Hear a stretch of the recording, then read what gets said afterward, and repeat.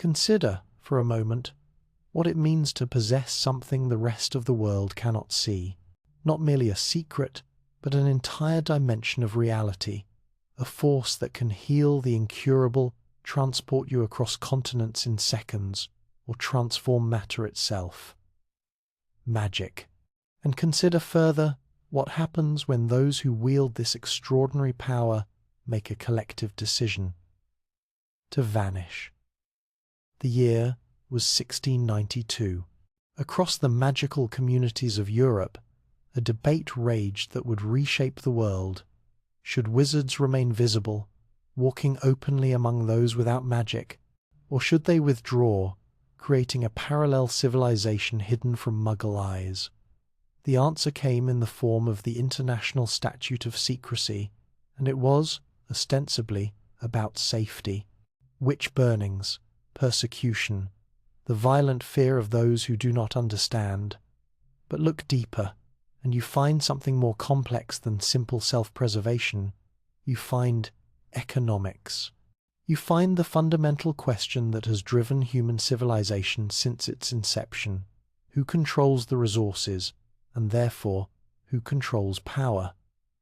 Magic is the ultimate resource. It cannot be mined from the earth or harvested from fields. It cannot be stolen by armies or hoarded in vaults, not directly. Magic flows through certain bloodlines, manifests in specific individuals, and requires years of training to master. It is, by its very nature, monopolistic, and the Statute of Secrecy transformed that monopoly into an empire. Imagine what the wizarding world possessed in that moment of decision. The ability to create gold, though carefully regulated by Gamp's law of elemental transfiguration. The power to heal injuries that would cripple or kill ordinary humans. Transportation that made distance meaningless. Communication that required no wires or postal systems. Memory modification that could rewrite reality itself. These were not merely conveniences. They were economic advantages of staggering magnitude. By going into hiding, magical society did not simply protect itself. It created the conditions for unprecedented consolidation of power. No longer would wizards need to explain their abilities to Muggle governments. No longer would they face questions about why they didn't share their gifts. No longer would they need to integrate their economy with the non-magical world. They could, instead, build something entirely separate, something they controlled completely. And so they did. The evidence lies in every corner of Wizarding Britain, if you know where to look. Start with Gringotts Wizarding Bank, that imposing white building on Diagon Alley. On the surface, it appears to be simply a bank, a place to store gold, guard valuables, maintain accounts, but observe more closely.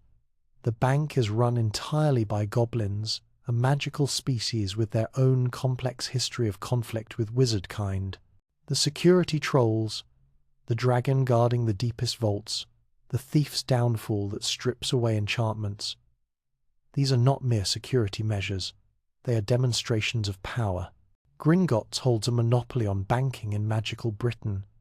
There are no competing institutions, no alternative financial systems.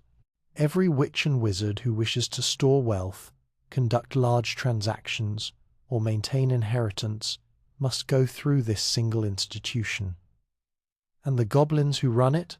They operate under regulations imposed by the Ministry of Magic, yet maintain enough independence to set their own terms. It is a peculiar arrangement, one that benefits both parties while keeping the average wizard dependent on a system they cannot easily challenge. The vaults themselves tell a story of wealth accumulation spanning centuries. The oldest families, the Blacks, the Malfoys, the Lestranges, possess vaults in the deepest levels, where protections are strongest and treasures most ancient. These families did not simply inherit gold, they inherited access, power, and the architectural proof of their prominence. A young wizard entering Gringotts for the first time learns immediately where they stand in the hierarchy. The depth of your vault reveals the depth of your history. But currency itself presents a fascinating puzzle.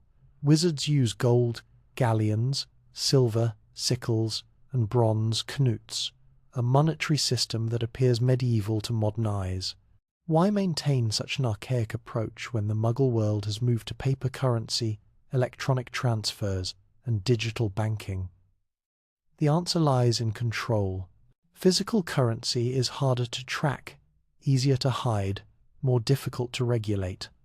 A society that values privacy or secrecy above transparency will choose gold over traceable electronic systems every time. Moreover, the exchange rate between wizard and Muggle currency remains deliberately opaque. A galleon equals approximately £5 sterling, but this rate fluctuates based on factors the average wizard barely understands. The Gringotts goblins handle all exchanges, maintaining their own reserves of Muggle money, setting their own rates. This creates a buffer between economies that serves multiple purposes. Wealthy wizards can move resources between worlds, but the process remains controlled, monitored, and subject to those who hold the keys. Now turn your attention to another category of economic asset, one that reveals even more about how hiding magic created new power structures: magical creatures, dragons, unicorns, phoenixes, hippogriffs. Each possesses properties that are economically invaluable. Dragon heartstring for wand cores, unicorn hair for potions and wands, phoenix feathers for the most powerful magical instruments. These creatures are not merely protected, they are regulated. The Ministry of Magic maintains entire departments dedicated to creature control. The Department for the Regulation and Control of Magical Creatures oversees a Byzantine system of classifications, breeding regulations, and trading licenses. To legally acquire dragon, heartstring, one must navigate layers of bureaucracy that determine who can access these materials and at what cost. The scarcity is partly natural. Dragons are dangerous, unicorns are rare, but it is also manufactured through regulation. Consider the implications. Wand makers like Ollivander have spent generations cultivating relationships with creature breeders and poachers who supply materials. These supply chains represent enormous economic power. Control who has access to wand cores, and you control who can make wands.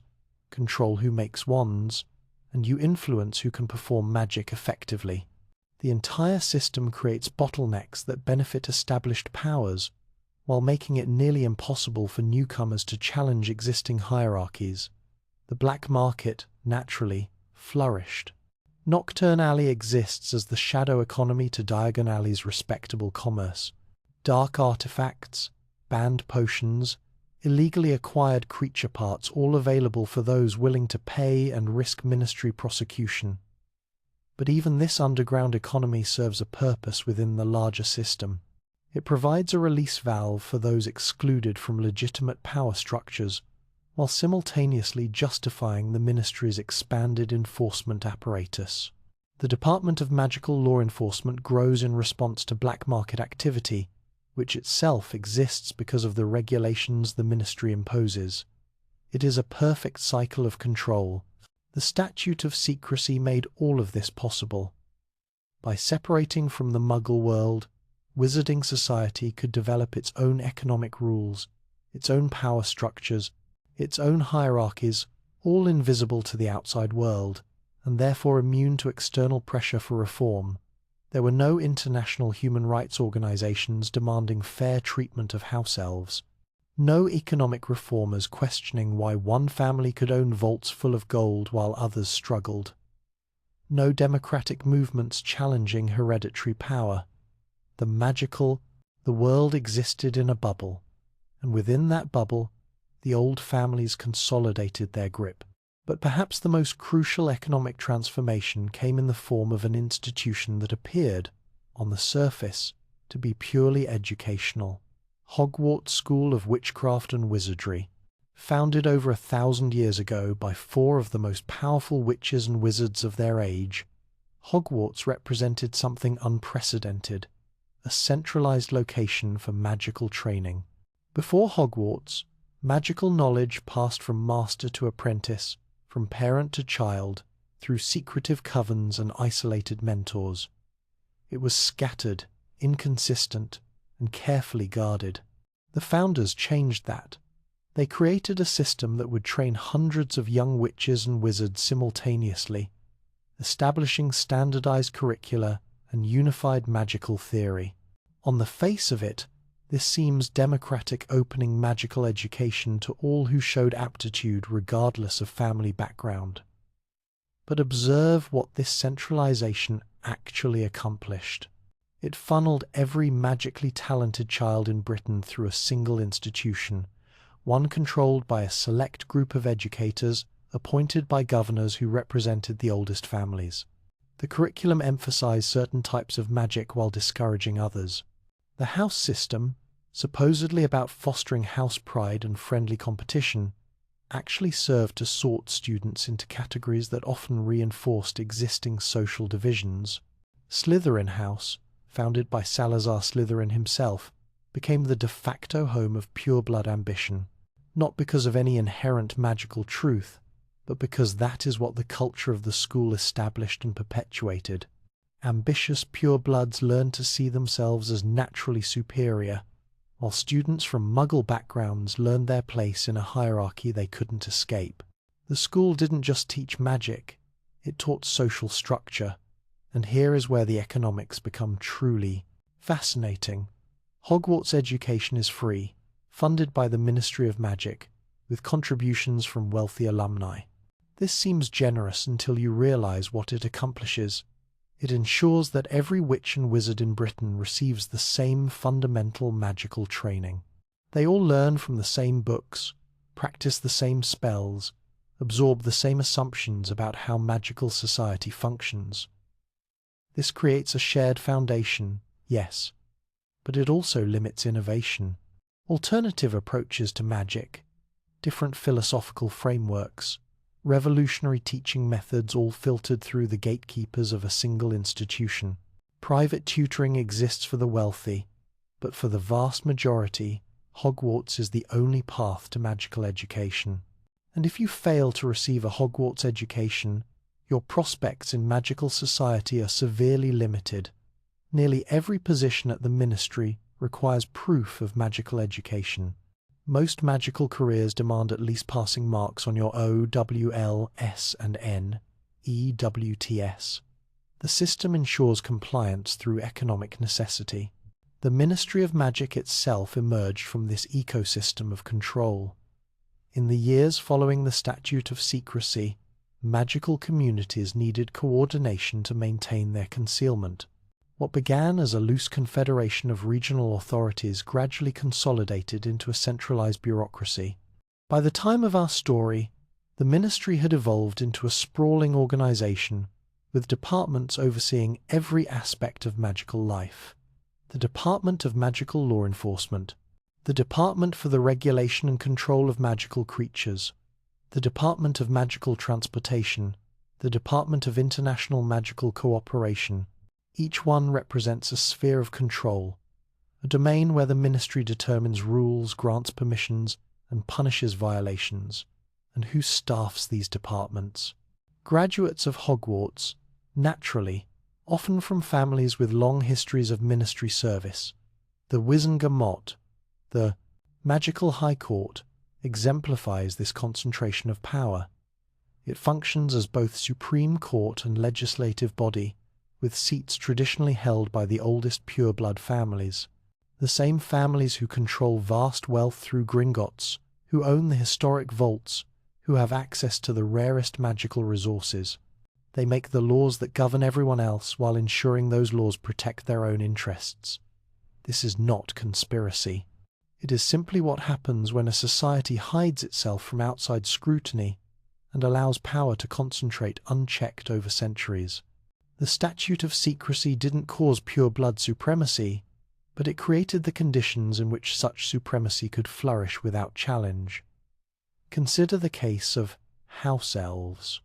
These magical beings possess extraordinary powers. They can apparate within Hogwarts's wards where wizards cannot. They can perform magic without wands.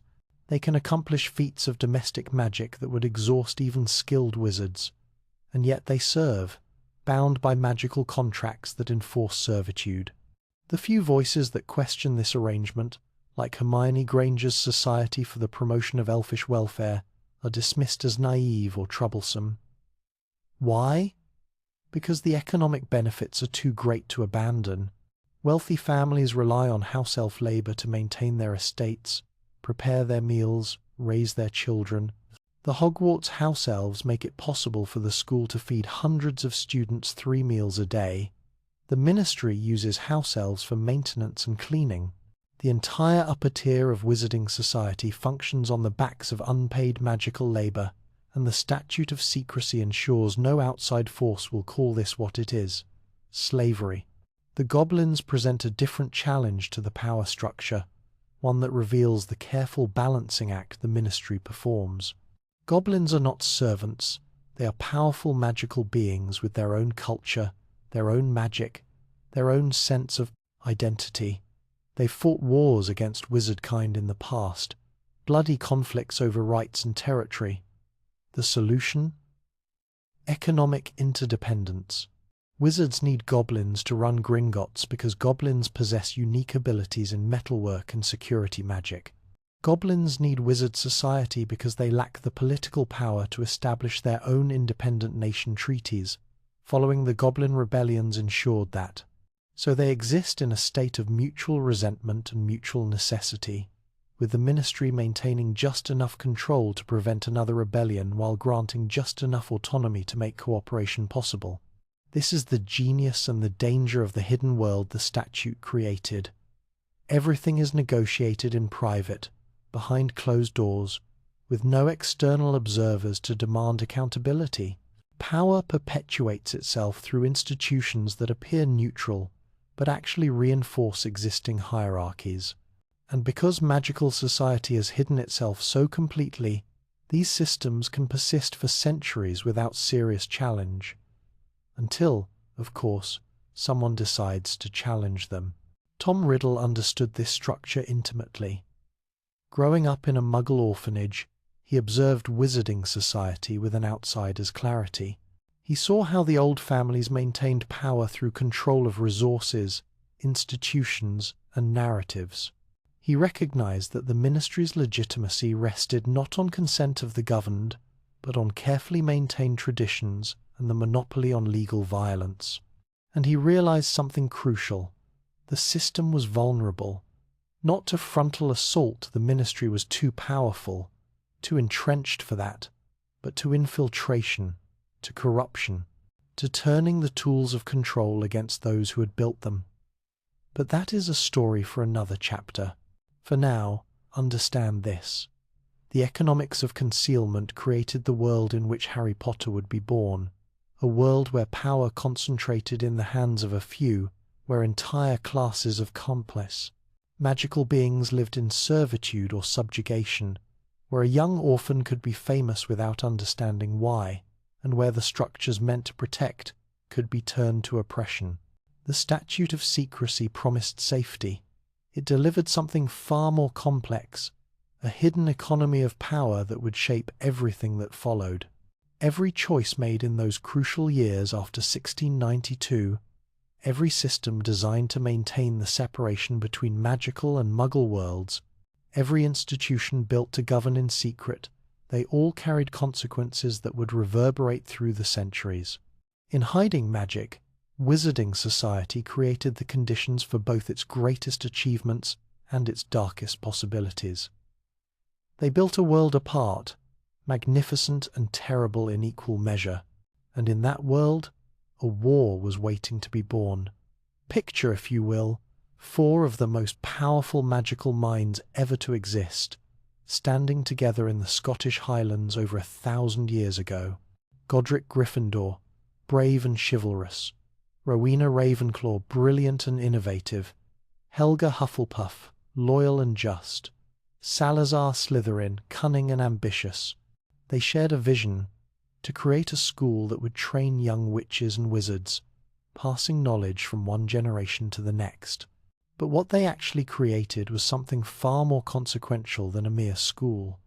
They created a political institution that would shape magical Britain for a millennium. To understand Hogwarts, you must first understand what it replaced. Before the castle rose from Scottish stone, magical education was anarchic, personal, dangerous. A talented child might find a mentor willing to share knowledge, or they might not. They might be taught by a parent, an eccentric hermit, a wandering mage.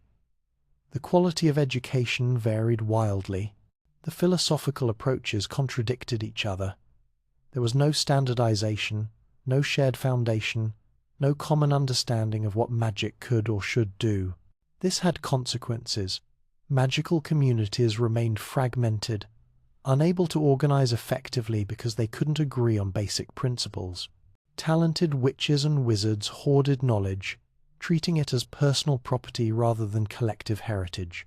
Dangerous magic spread unchecked because there was no institutional memory, no framework for determining what should and shouldn't be taught. The founders saw this chaos and proposed order. But what kind of order? Here is where their genius and their greatest mistake revealed itself. They could have created a simple hierarchy, with themselves as absolute authorities and students as subordinates. They could have established a rigid curriculum that eliminated all dissent and variation. They could have designed a system that produced obedient followers rather than independent thinkers. Some magical schools in other parts of the world took exactly this approach, becoming little more than indoctrination centers for whoever controlled them. The founders chose something different. They chose controlled competition. The house system appears, at first glance, to be about fostering belonging and pride. Each student is sorted into one of 4 houses, based on their defining characteristics. Gryffindor for the brave, Ravenclaw for the intelligent, Hufflepuff for the loyal, Slytherin for the ambitious. Houses compete for points throughout the year, culminating in the awarding of the House Cup. It seems innocent, even charming, like organizing students into teams for sports. But observe what this system actually accomplishes. It takes the natural human tendency toward tribal identity and channels it into 4 sanctioned directions. Students don't simply identify as Hogwarts students. They identify as Gryffindors or Slytherins or Ravenclaws or Hufflepuffs. This subdivision prevents the student body from unifying against institutional authority. When grievances arise, they're filtered through house loyalty first. More crucially, the house system legitimizes competition while constraining it. Students compete for points, for Quidditch glory, for academic recognition, but always within the framework the school provides. The ambition that might otherwise manifest as rebellion against authority instead gets directed toward winning the House Cup. The bravery that might question unjust rules instead gets celebrated when it earns Gryffindor points. The system takes potentially disruptive qualities and makes them serve institutional stability. Consider how students are sorted. The sorting hat, an artifact imbued with the founder's own consciousness, examines each 11-year-old child and assigns them to a house based on their deepest qualities. On one level, this seems like sophisticated magical psychology. The hat sees who you truly are and places you where you belong. But think about what this does to a child's sense of identity. At 11 years old, before you've had time to discover who you might become, an ancient magical artifact tells you what you are. You are brave. You are ambitious. You are loyal. You are clever. And for the next 7 years, everyone treats you according to that label. Your peers reinforce it. Your teachers expect it. The very architecture of the school, the house tables in the Great Hall, the separate common rooms, the colour-coded uniforms reminds you constantly of what the hat decided about you. Does the sorting create the reality it claims to observe? Does being told you're ambitious at age 11 make you more likely to develop ambition? Does being surrounded by other brave students for 7 years teach you to value bravery above all else? The hat doesn't just sort its shapes. and in shaping individual identities, it shapes the political landscape of wizarding Britain. Because here is the crucial point. House identity persists long after graduation. Adult wizards identify themselves by their Hogwarts house decades later. You can predict someone's political leanings, their career choices, even their marriage prospects with surprising accuracy based on which house they belong to. The Minister for Magic is almost always a Gryffindor or Slytherin houses associated with leadership and ambition. The most prominent Death Eaters? Nearly all Slytherins. The most loyal Order of the Phoenix members? Gryffindors dominate. The system creates lifetime networks of loyalty and rivalry. It establishes tribal affiliations that supersede other potential forms of solidarity. A Muggle-born Slytherin has more in common, politically and socially, with a pure-blood Slytherin than with a Muggle-born Gryffindor.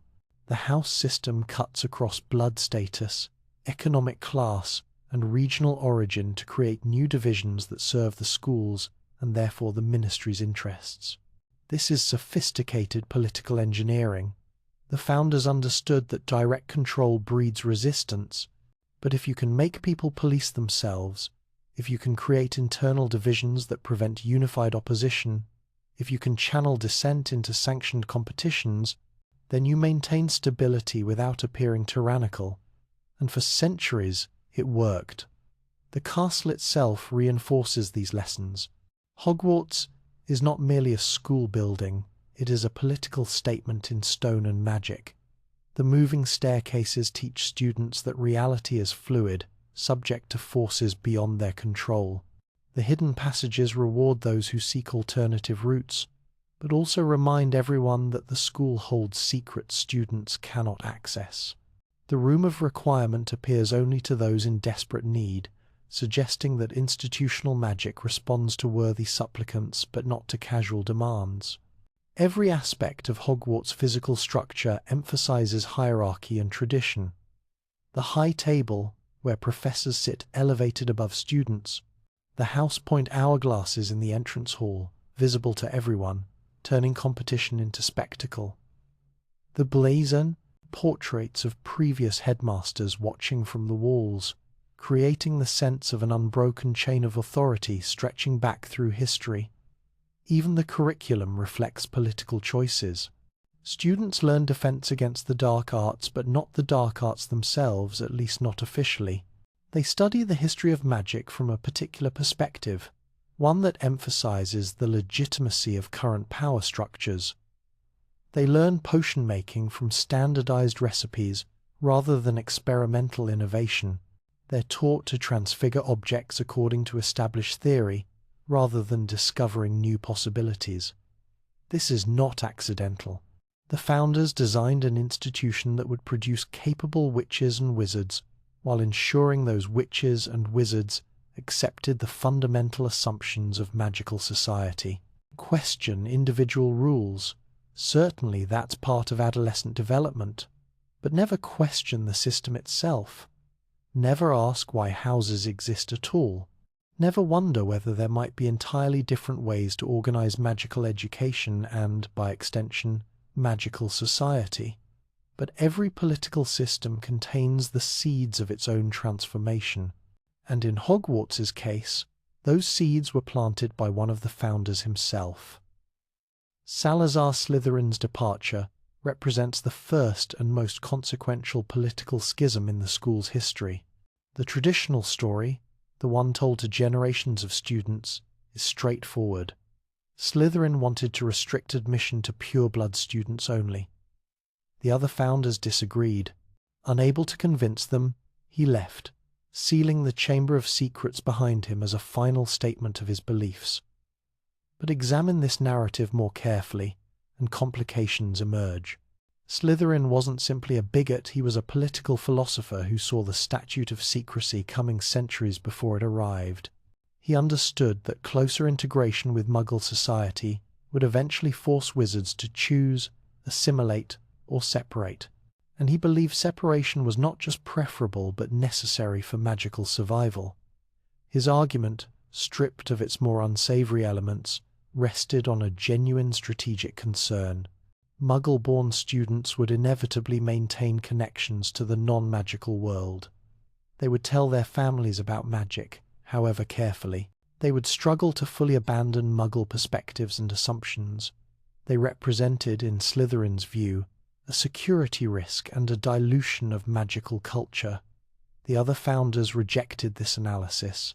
They believed magical ability transcended blood, that talent mattered more than lineage, that diversity strengthened rather than weakened magical society. History has generally sided with their perspective. The most brilliant witch of Harry Potter's generation, after all, was Muggle-born Hermione Granger. But Slytherin's departure did something the founders may not have anticipated. It created a permanent ideological vacuum at the heart of Hogwarts.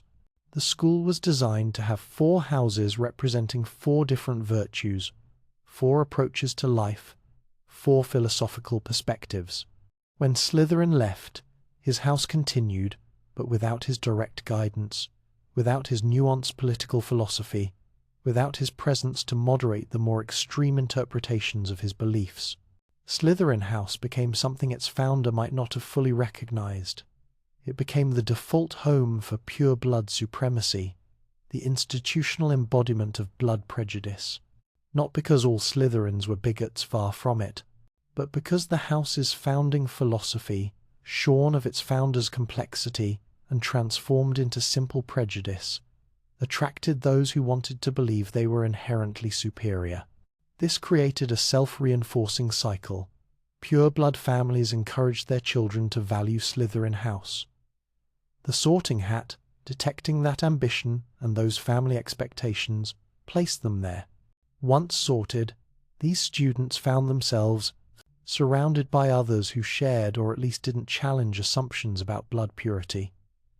They formed friendships, made alliances, established networks that would persist into adulthood, and when they had children, they passed on the same values, ensuring the next generation would repeat the pattern. The other houses developed their own cultures in response. Gryffindor became defined partly in opposition to Slytherin: brave versus cunning, noble versus ambitious, heroic versus calculating. This rivalry, baked into the school's structure, meant that students learned from their first day to see Slytherins as opponents, if not quite enemies. Inter-house cooperation became rare. Cross-house friendships were noted as unusual. The divisions the founders had created as controlled competition hardened into something approaching genuine enmity. And here is where the political genius of the system becomes apparent. These divisions prevented students from recognizing their common interests. Muggle-born students in different houses competed against each other rather than uniting to challenge blood prejudice. Talented witches and wizards from poor families focused on house rivalries rather than questioning the economic structures that kept them disadvantaged. The system took potential solidarity and fragmented it into tribal conflicts that posed no threat to institutional power. The teachers, of course, played crucial roles in perpetuating this system. The head of house structure meant each professor had special responsibility for students in their house. This created mentorship and guidance, yes, but also reinforced house loyalty. Students learned to see their head of house as their primary advocate, the person who would support them in inter-house disputes. This fragmented student-teacher relationships along the same lines as student relationships. Moreover, the selection of heads of house was itself political. Gryffindor's head was the stern, but ultimately fair, Minerva McGonagall, embodying the house's values of courage and moral clarity. Slytherin's head was Severus Snape before him, likely similar figures who protected their students while making no secret of favouring purebloods. Each head of house modelled the virtues and vices their house was supposed to represent, creating living examples that reinforced the sorting system's legitimacy. The headmaster, standing above this system, held extraordinary power, not just magical power, though, that mattered, but political power derived from controlling access to magical education. The headmaster determined curriculum, hired faculty, mediated disputes, and served as the ultimate authority on school grounds. For most of Hogwarts' history, this power was exercised conservatively, maintaining traditions and resisting change. Then came Albus Dumbledore. Dumbledore understood the political nature of Hogwarts better than perhaps any headmaster before him. He had watched Tom Riddle, a brilliant student, transform into Lord Voldemort, the most dangerous dark wizard in a century. He had seen how the school structures, the house system, the tolerance of blood prejudice, the emphasis on ambition and cunning in Slytherin House had failed to prevent or even slow that transformation. So Dumbledore made calculated interventions in the system. He hired teachers who would challenge conventional thinking. Remus Lupin, a werewolf, teaching defense against the dark arts. He protected students regardless of their background or house affiliation. He used his political capital to shield Muggle-borns and half-bloods from the worst excesses of pure-blood prejudice. But he also worked within the system's constraints. He couldn't abolish the houses, they were too deeply embedded in Hogwarts' magical and social architecture. He couldn't simply expel all students who expressed blood prejudice that would eliminate half of Slytherin House and create a political firestorm with the Board of Governors. He couldn't fundamentally restructure the curriculum to challenge the assumptions students brought from their families. What he could do was manipulate the house system itself to reward the values he wanted to promote. The house point system, seemingly objective, was actually highly subjective.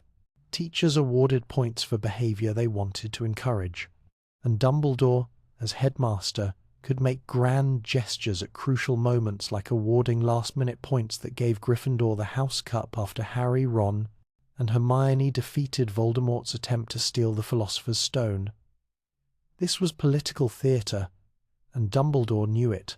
By publicly rewarding students who had acted against Voldemort, he sent a message to the entire school about what Hogwarts stood for. The message wasn't subtle. Bravery in defense of good, loyalty to friends, clever problem-solving, and even rule-breaking in pursuit of what's right.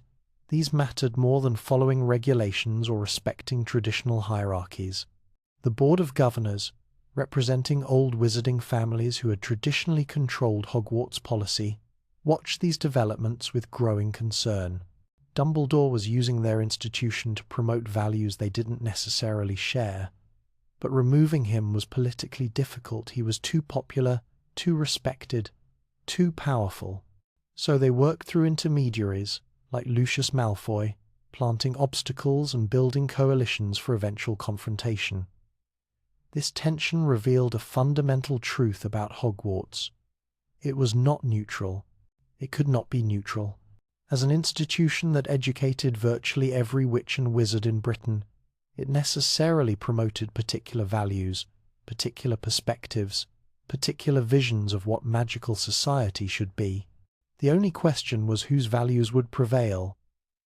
The Chamber of Secrets incident during Harry's second year exposed just how contested this terrain had become. When the heir of Slytherin Voldemort, acting through Tom Riddle's diary, and Ginny Weasley began attacking Muggle-born students, the school faced a crisis that was simultaneously magical and political. The attacks themselves were dangerous, certainly, but they also represented an ideological assault on the school's foundational principles. Should Hogwarts remain open to Muggle-borns? Should pure-blood students who express sympathy with the attacks face consequences?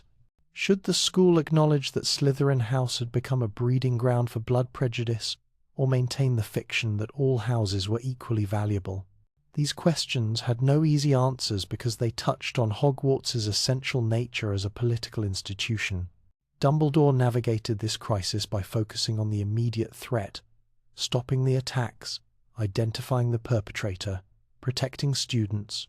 He avoided the larger political questions because answering them honestly would require admitting that Hogwarts had failed. The school had created and perpetuated divisions that made such attacks possible. The house system had fostered an environment where half-blood Tom Riddle could radicalize himself into Lord Voldemort. The tolerance of blood prejudice had allowed poison to seep into generations of students.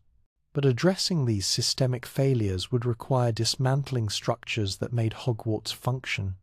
It would mean acknowledging that the founders' political experiment had serious flaws. It would demand reimagining magical education from first principles, a task that seemed impossible, while Voldemort lurked in the shadows, gathering strength for his return. So the system persisted, patched and repaired, but fundamentally unchanged. Students continued to be sorted at age 11. Houses continued to compete for cups and glory. Slytherin continued to be the house where blood prejudice found its most comfortable home, and another generation of witches and wizards learned to see these divisions as natural, inevitable, even beneficial. Until the boy who lived arrived and began, however inadvertently, to challenge everything. Harry Potter represented something that shouldn't have existed according to the system's logic. He was famous, yes, the vanquisher of the Dark Lord, the boy who survived. But he was also humble, unambitious in the traditional sense, more interested in friendship than power. The Sorting Hat considered placing him in Slytherin, recognizing qualities that would have flourished there. Harry refused. That refusal mattered more than anyone realized at the time. It demonstrated that sorting wasn't destiny, that the Hat's judgment could be questioned, that students had agency in determining their own identities. When Harry chose Gryffindor, he implicitly rejected the determinism built into Hogwarts' political structure. He suggested that character was choice, not inherent nature revealed by magical artifacts. His friendship with Ron Weasley and Hermione Granger reinforced this challenge. A pure blood from an old family, a muggle born from non-magical parents, and Harry himself, half-blood, famous, but raised in ignorance of his heritage, they represented a coalition that crossed the boundaries of the house system was designed to maintain. They succeeded not by respecting traditional divisions but by ignoring them. This was revolutionary, though they didn't realize it. Every time they worked together, every time they solved problems the school's adult authorities couldn't or wouldn't address, every time they demonstrated that blood status mattered less than character and capability, they undermined the assumptions on which centuries of political structure rested. The Ministry of Magic watched Hogwarts carefully, understanding its political significance. Control the school, and you controlled the future. Allow dangerous ideas to flourish there, and those ideas would spread through magical society as graduates took positions in government, business, and culture. This is why Voldemort targeted Hogwarts not just as a symbol but as a strategic necessity. This is why the Ministry eventually placed Dolores Umbridge there as High Inquisitor, attempting to reassert control over an institution that had become too independent under Dumbledore's leadership. And this is why the final battle, when it came, happened at Hogwarts. The castle wasn't just the setting for a military confrontation. It was the prize in a political struggle over what magical Britain would become. Would it remain a society where blood determined destiny, where ancient families controlled resources and opportunities, where institutions perpetuated hierarchies established 1,000 years ago? Or could it transform into something different? The founders had created a system designed to produce stability through controlled competition. They had built an institution that would shape magical Britain for a millennium, but they had also, perhaps without fully understanding what they were doing, created the mechanism for that system's eventual transformation. Because education, even when designed to perpetuate existing power structures, contains dangerous possibilities. It teaches students to think, to question, to imagine alternatives. It brings together young people from different backgrounds and forces them to interact. It creates spaces, common rooms, libraries, corridors, where ideas can circulate outside adult supervision. The founders' political experiment succeeded in creating lasting institutions, but experiments, by their nature, produce unexpected results. And in the experiment called Hogwarts, the most unexpected result was simple. Some students learned lessons the founders never intended to teach. They learned that the way things are is not the way things must always be. There is a particular kind of power that does not announce itself. It does not march through streets or declare its supremacy from podiums. Instead, it whispers, through generations, embedded in the very stones of manor houses, written into the precedents of courts, woven into the fabric of institutions so thoroughly that it becomes invisible to those who benefit from it most. This is the power of architecture, not merely physical buildings, though they play their part, but the architecture of society itself, the structures, both literal and metaphorical, that determine who rises and who remains beneath notice. In magical Britain, this architecture supported pure-blood supremacy for centuries, so seamlessly integrated into daily life that most witches and wizards never questioned whether things could be otherwise. Let us begin with blood itself, that ancient obsession that has driven human folly across civilizations and eras. In the wizarding world, blood status, pure blood, half-blood, Muggle-born functions as the fundamental category of social organization. But understand this. Blood status is not primarily about biology. It is about property, power, and the maintenance of dynastic control. The Sacred 28, a list published in the 1930s by an anonymous author in a directory called the Pure Blood Directory, claimed to identify Britain's truly pure blood families. Among them, the Blacks, the Malfoys, the Lestranges, the Crouches, the Longbottoms, the Weasleys. These families, the list insisted, had maintained magical lineages untainted by Muggle blood for generations. The list was controversial from the moment of publication. Some families it included protested the designation, finding it vulgar. Others it excluded objected strenuously, claiming their bloodlines were equally pure. Still, others like the Potters were omitted entirely, supposedly because the author suspected Muggle ancestry somewhere in their history. But the controversy itself reveals something crucial. Pure blood status is a social construction, not a biological fact. There is no magical test for blood purity, no objective measure, that separates purebloods from half-bloods. The categories exist because people agree to recognize them, and that recognition serves specific purposes. What purposes? Follow the property. The Black family provides an illuminating case study. Toujours pur, always pure, their motto declared. Their family tree, displayed on a tapestry in 12 Grimald Place, showed generations of strategic marriages designed to keep both magic and wealth concentrated within a narrow circle of families. Blacks married Malfoys, Crouches, Burkes, and Lestranges. They married cousins to cousins where no suitable pure-blood matches could be found. This wasn't romance. This was estate planning. Magical families accumulated wealth over centuries, gold in Gringotts vaults, land holding ancient enchantments, artifacts of immense power, knowledge of secret magic passed from parent to child. This wealth represented not just money but power. The power to influence ministry policy, to fund political movements, to educate children privately, to weather financial catastrophes that would destroy less affluent families. How do you keep such wealth concentrated? You control who can inherit it. You establish rules about blood purity and enforce them through social pressure, magical contracts, and eventually law itself. You create a system where marrying a Muggle-born means disinheritment, social ostracism, erasure from family histories. You make the cost of defying blood purity so high that even those who question it rarely act on their doubts.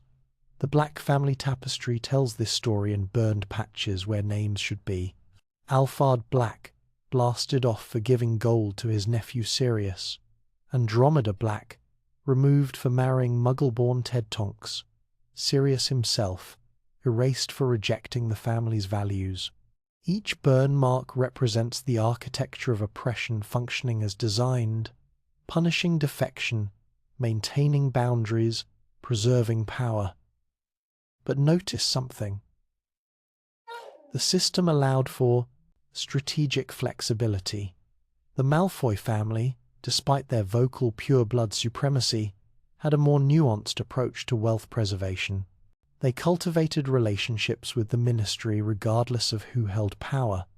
They donated to Street Mungo's Hospital and other institutions that generated goodwill.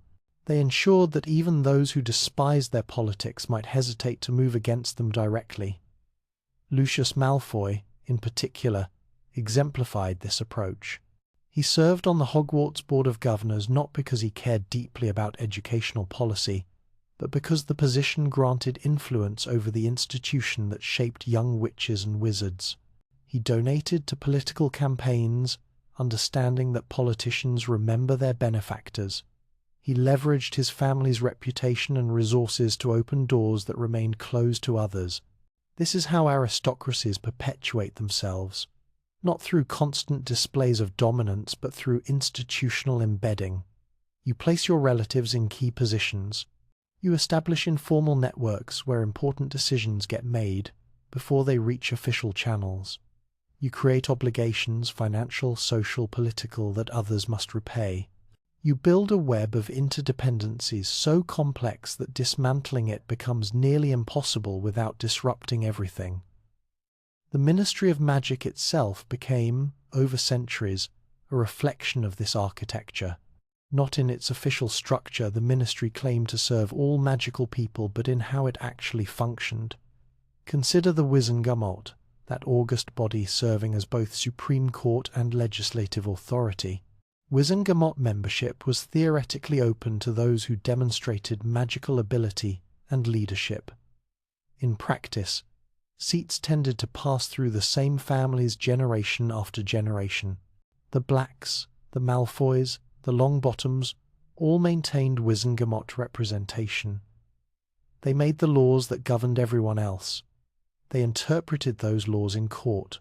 They set precedents that would bind future decisions. And here is the insidious brilliance of the system. It didn't need to be overtly discriminatory to achieve discriminatory results. The Wizengamot didn't pass laws explicitly stating, Muggle-born shall be second-class citizens. Instead, it created layers of regulation that happened to disadvantage those without family wealth and connections. Want to open a business in Diagon Alley? You'll need licenses from multiple departments, each with its own Byzantine requirements. Can you navigate that bureaucracy? If you grew up in the wizarding world, perhaps yes. If you're Muggle-born, just learning how magical society functions, facing resistance from officials who view you with suspicion, the barriers become nearly insurmountable. Want to rise through ministry ranks? You'll need the right education, the right internships, the right recommendations. Who provides those recommendations? Often, family friends who've known you since childhood. Who are those family friends? Other established wizarding families. The network reproduces itself. This is how institutional prejudice functions most effectively, through processes that appear neutral but produce biased outcomes. No one needs to say we don't hire Muggle-borns. They simply hire the most qualified candidates, who happen to come disproportionately from pure-blood families who had every advantage from birth. The regulation of magical creatures, house elves in particular, reveals the architecture at its most explicit. House elves possess remarkable magic, yet they serve wizarding families through enchanted bonds that ensure lifelong servitude. How is this justified? Through arguments about the elves' nature, their happiness in service, their incapacity for independent living. These arguments are not accidental. They mirror precisely the justifications used for human slavery across Muggle history. The enslaved are claimed to be naturally suited for servitude.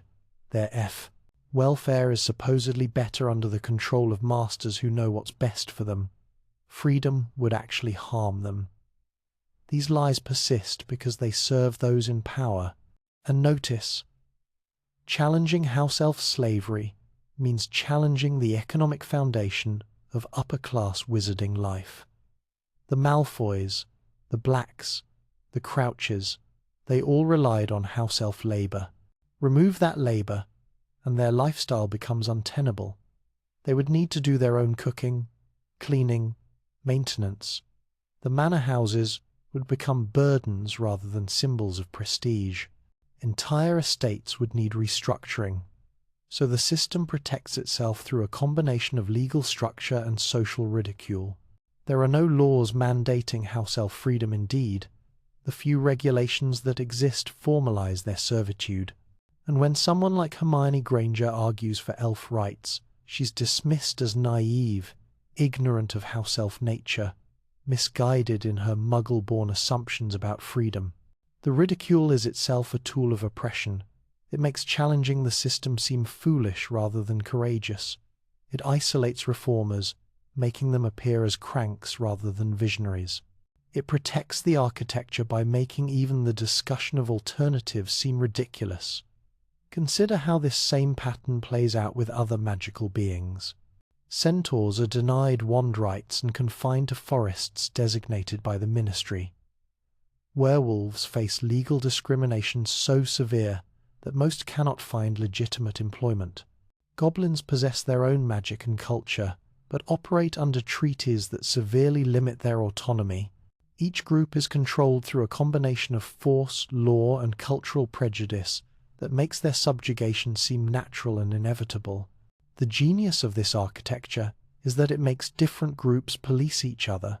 Werewolves, marginalized and desperate, become prime recruitment targets for dark wizards, which justifies continued discrimination against them in a self-fulfilling prophecy. Centaurs' resentment of wizard incursion into their forests validates wizard assumptions about their savagery. The system creates the very problems it claims to address. Now layer onto this foundation the specific ideology of blood supremacy, and you see how individuals like Grindelwald and Voldemort could exploit existing structures rather than creating new ones. They didn't need to build systems of oppression from scratch.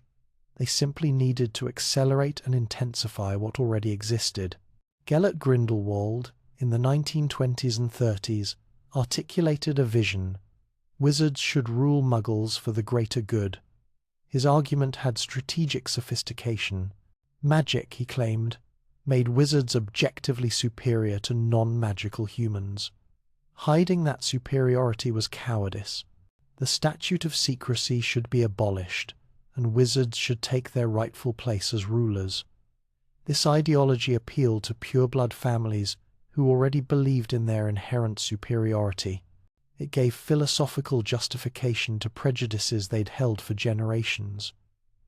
It transformed vague feelings of supremacy into a political program, and crucially, it promised to resolve the cognitive dissonance many purebloods felt. If we're truly superior, why are we hiding? Grindelwald's movement spread across Europe, attracting followers who believed wizarding power should be exercised openly rather than concealed. His was a revolutionary vision not to preserve existing structures but to overturn the statute and establish wizard rule globally. Albus Dumbledore, who had once been Grindelwald's friend and possibly more, understood the threat.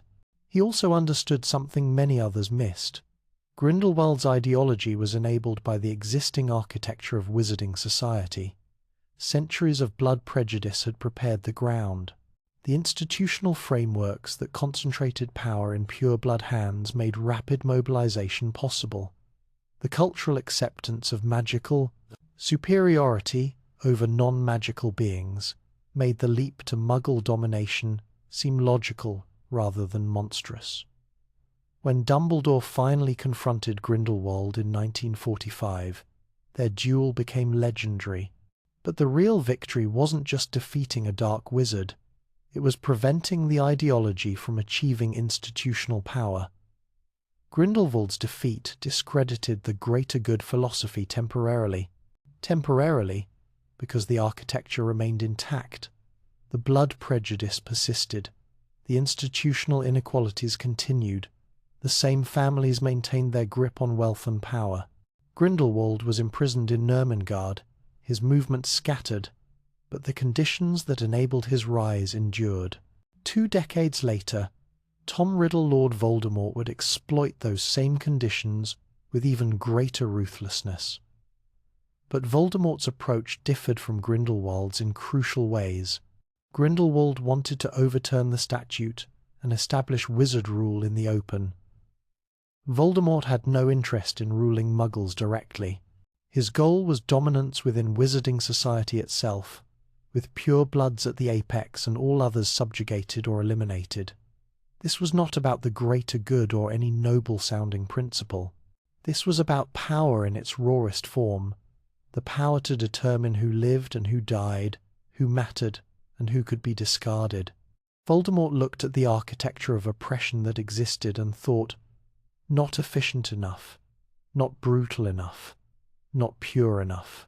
He began his campaign in the 1970s, targeting institutions first. His followers infiltrated the ministry, placing sympathizers in key positions. They influenced policy, rewrote regulations, and ensured that anti-Muggle-born sentiment found bureaucratic expression. They didn't need to stage an immediate coup. They simply needed to make the machinery of government work in their favor. Meanwhile, Voldemort's Death Eaters conducted a campaign of terror, targeting Muggle-borns, blood, traitors, and anyone who opposed their vision. But notice the pattern. They attacked individuals, not institutions. They murdered families but left the ministry standing. They created fear but maintained the fiction of government legitimacy. Why?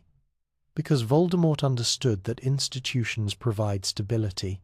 Destroy the ministry completely, and you have chaos difficult to control, unpredictable in outcome.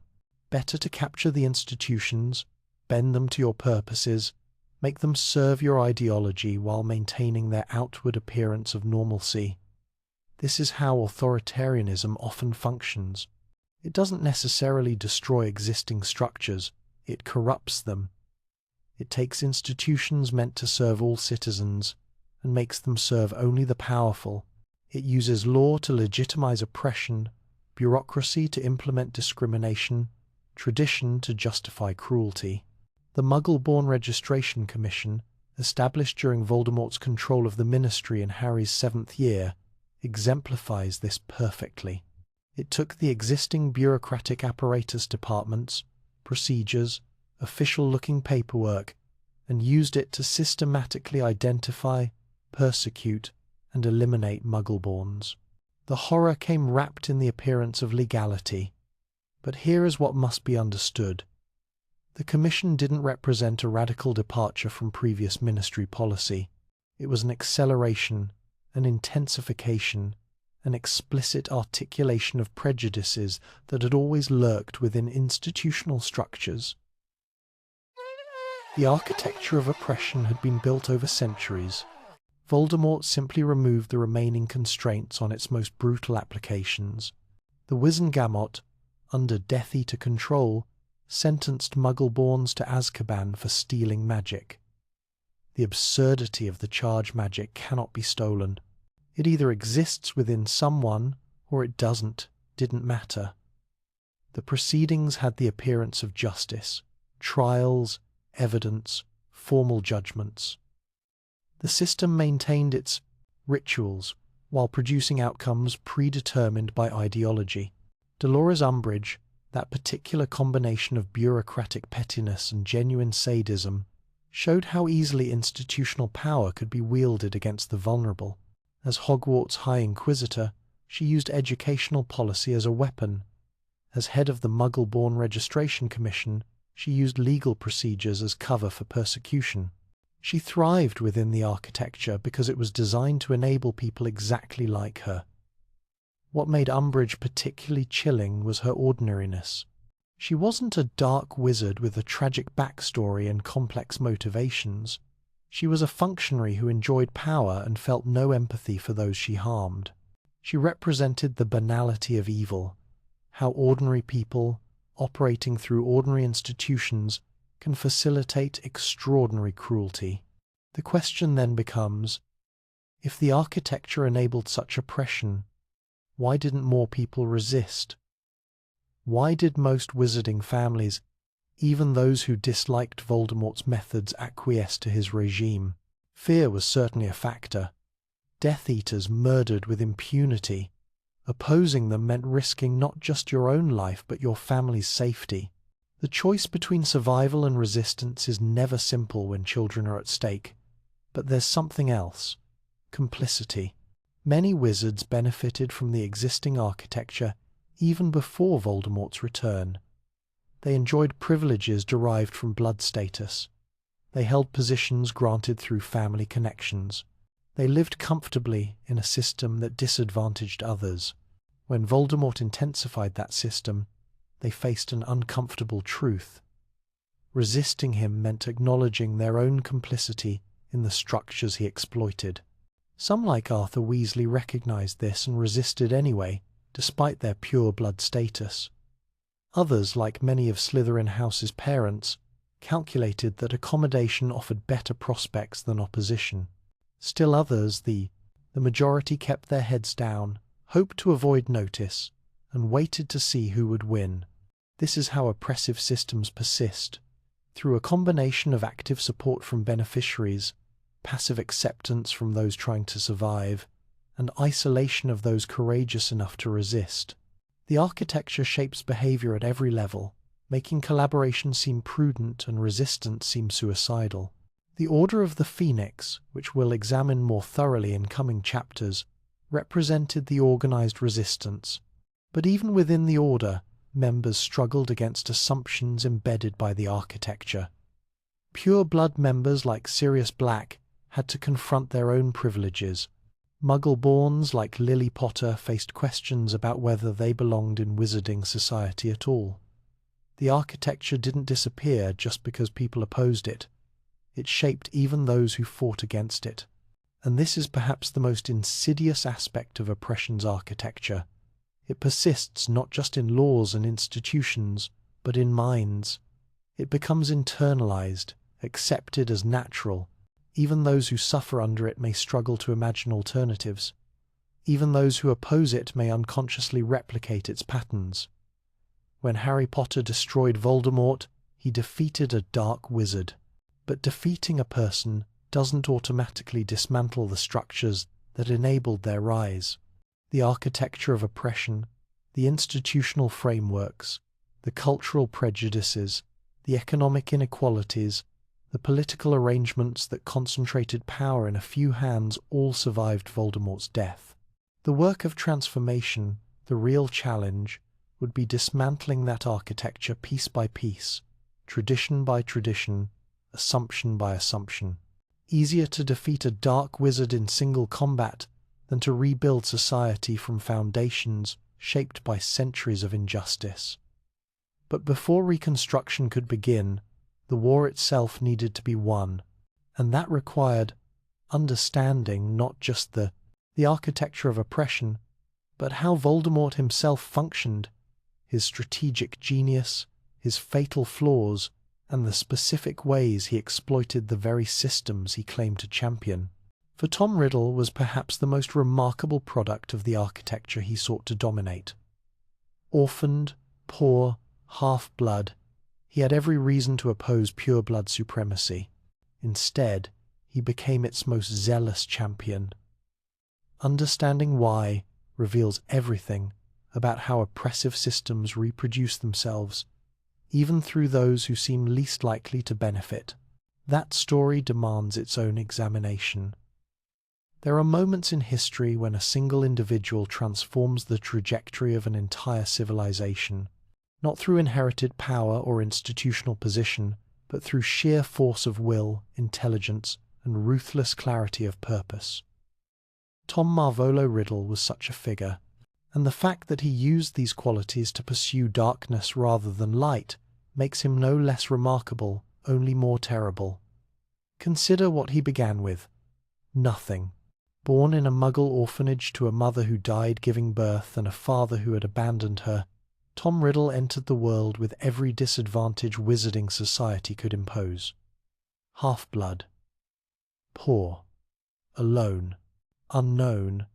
In a society obsessed with lineage and blood purity, he was nobody.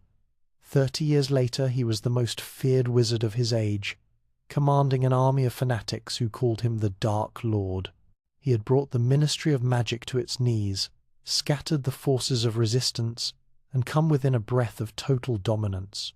That transformation represents one of the most remarkable strategic accomplishments in magical history, and one of the most horrifying. To understand Voldemort, you must first understand Tom Riddle, the boy.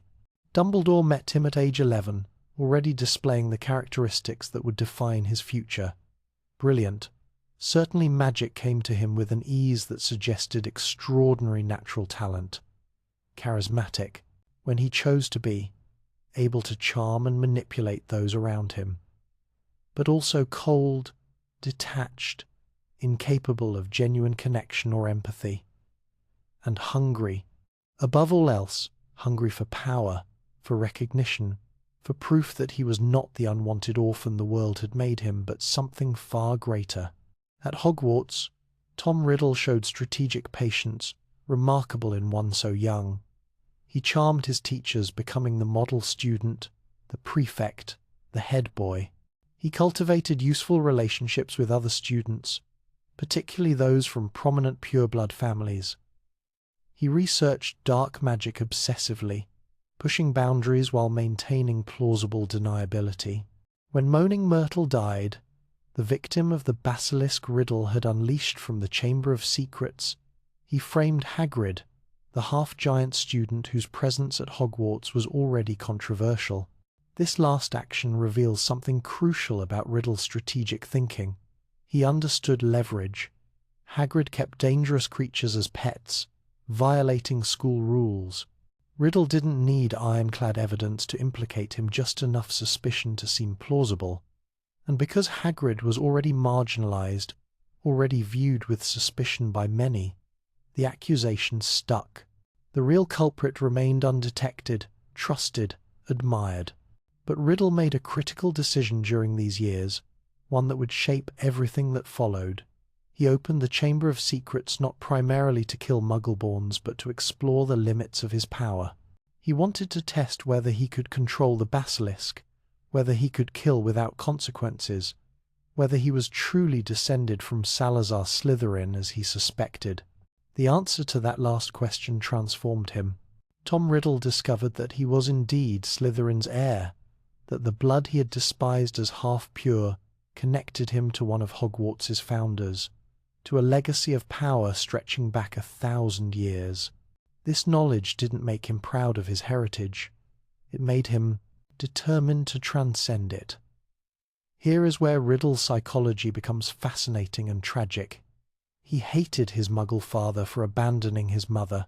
He hated his half-blood status as evidence of weakness and rejection. But rather than embracing his Muggle-born mother's magical talent, which is what gave him magic at all, he fixated on his pure-blood ancestry through Slytherin. He constructed an identity around the parts of himself he found acceptable and sought to destroy everything else. This is why he created the name Lord Voldemort, an anagram of Tom Marvolo Riddle that erased his father's surname and common first name, replacing them with something that sounded ancient, powerful, foreign. The name itself was strategic. It created distance from his origins. It suggested dark sophistication. It was designed to inspire fear, and it succeeded. After Hogwarts, Riddle vanished for years. When he resurfaced, he was transformed, physically altered, magically more powerful than almost any wizard alive, and beginning to gather followers. Those missing years represented crucial preparation. He studied dark magic across Europe and beyond, learning from practitioners most wizards wouldn't dare approach. He experimented with magic that pushed boundaries of what was considered possible or survivable, and he created the Horcruxes. This decision to split his soul through murder and hide the fragments in objects, making himself functionally immortal, represents both Voldemort's greatest strategic achievement and the source of his ultimate destruction. Consider the logic. A dark wizard's primary vulnerability is death. Defeat Voldemort in combat, and the threat ends. But what if death became impossible? What if destroying his body merely inconvenienced him until he could arrange resurrection? The strategic advantage seems overwhelming. Voldemort could take risks no other wizard would dare. He could pursue long-term plans spanning decades, unconcerned about aging or mortality. He could weather defeats that would permanently end other dark wizards. The Horcruxes made him patient and reckless, simultaneously patient because he had infinite time, reckless because he believed himself unkillable. But the process of creating a Horcrux requires murder, and each murder damages the soul. Voldemort didn't just create one Horcrux, he created 6, plus the fragment that remained in his body, making 7 pieces total, 7 murders, 7 fractures of self. And here is where strategic brilliance gave way to fatal flaw.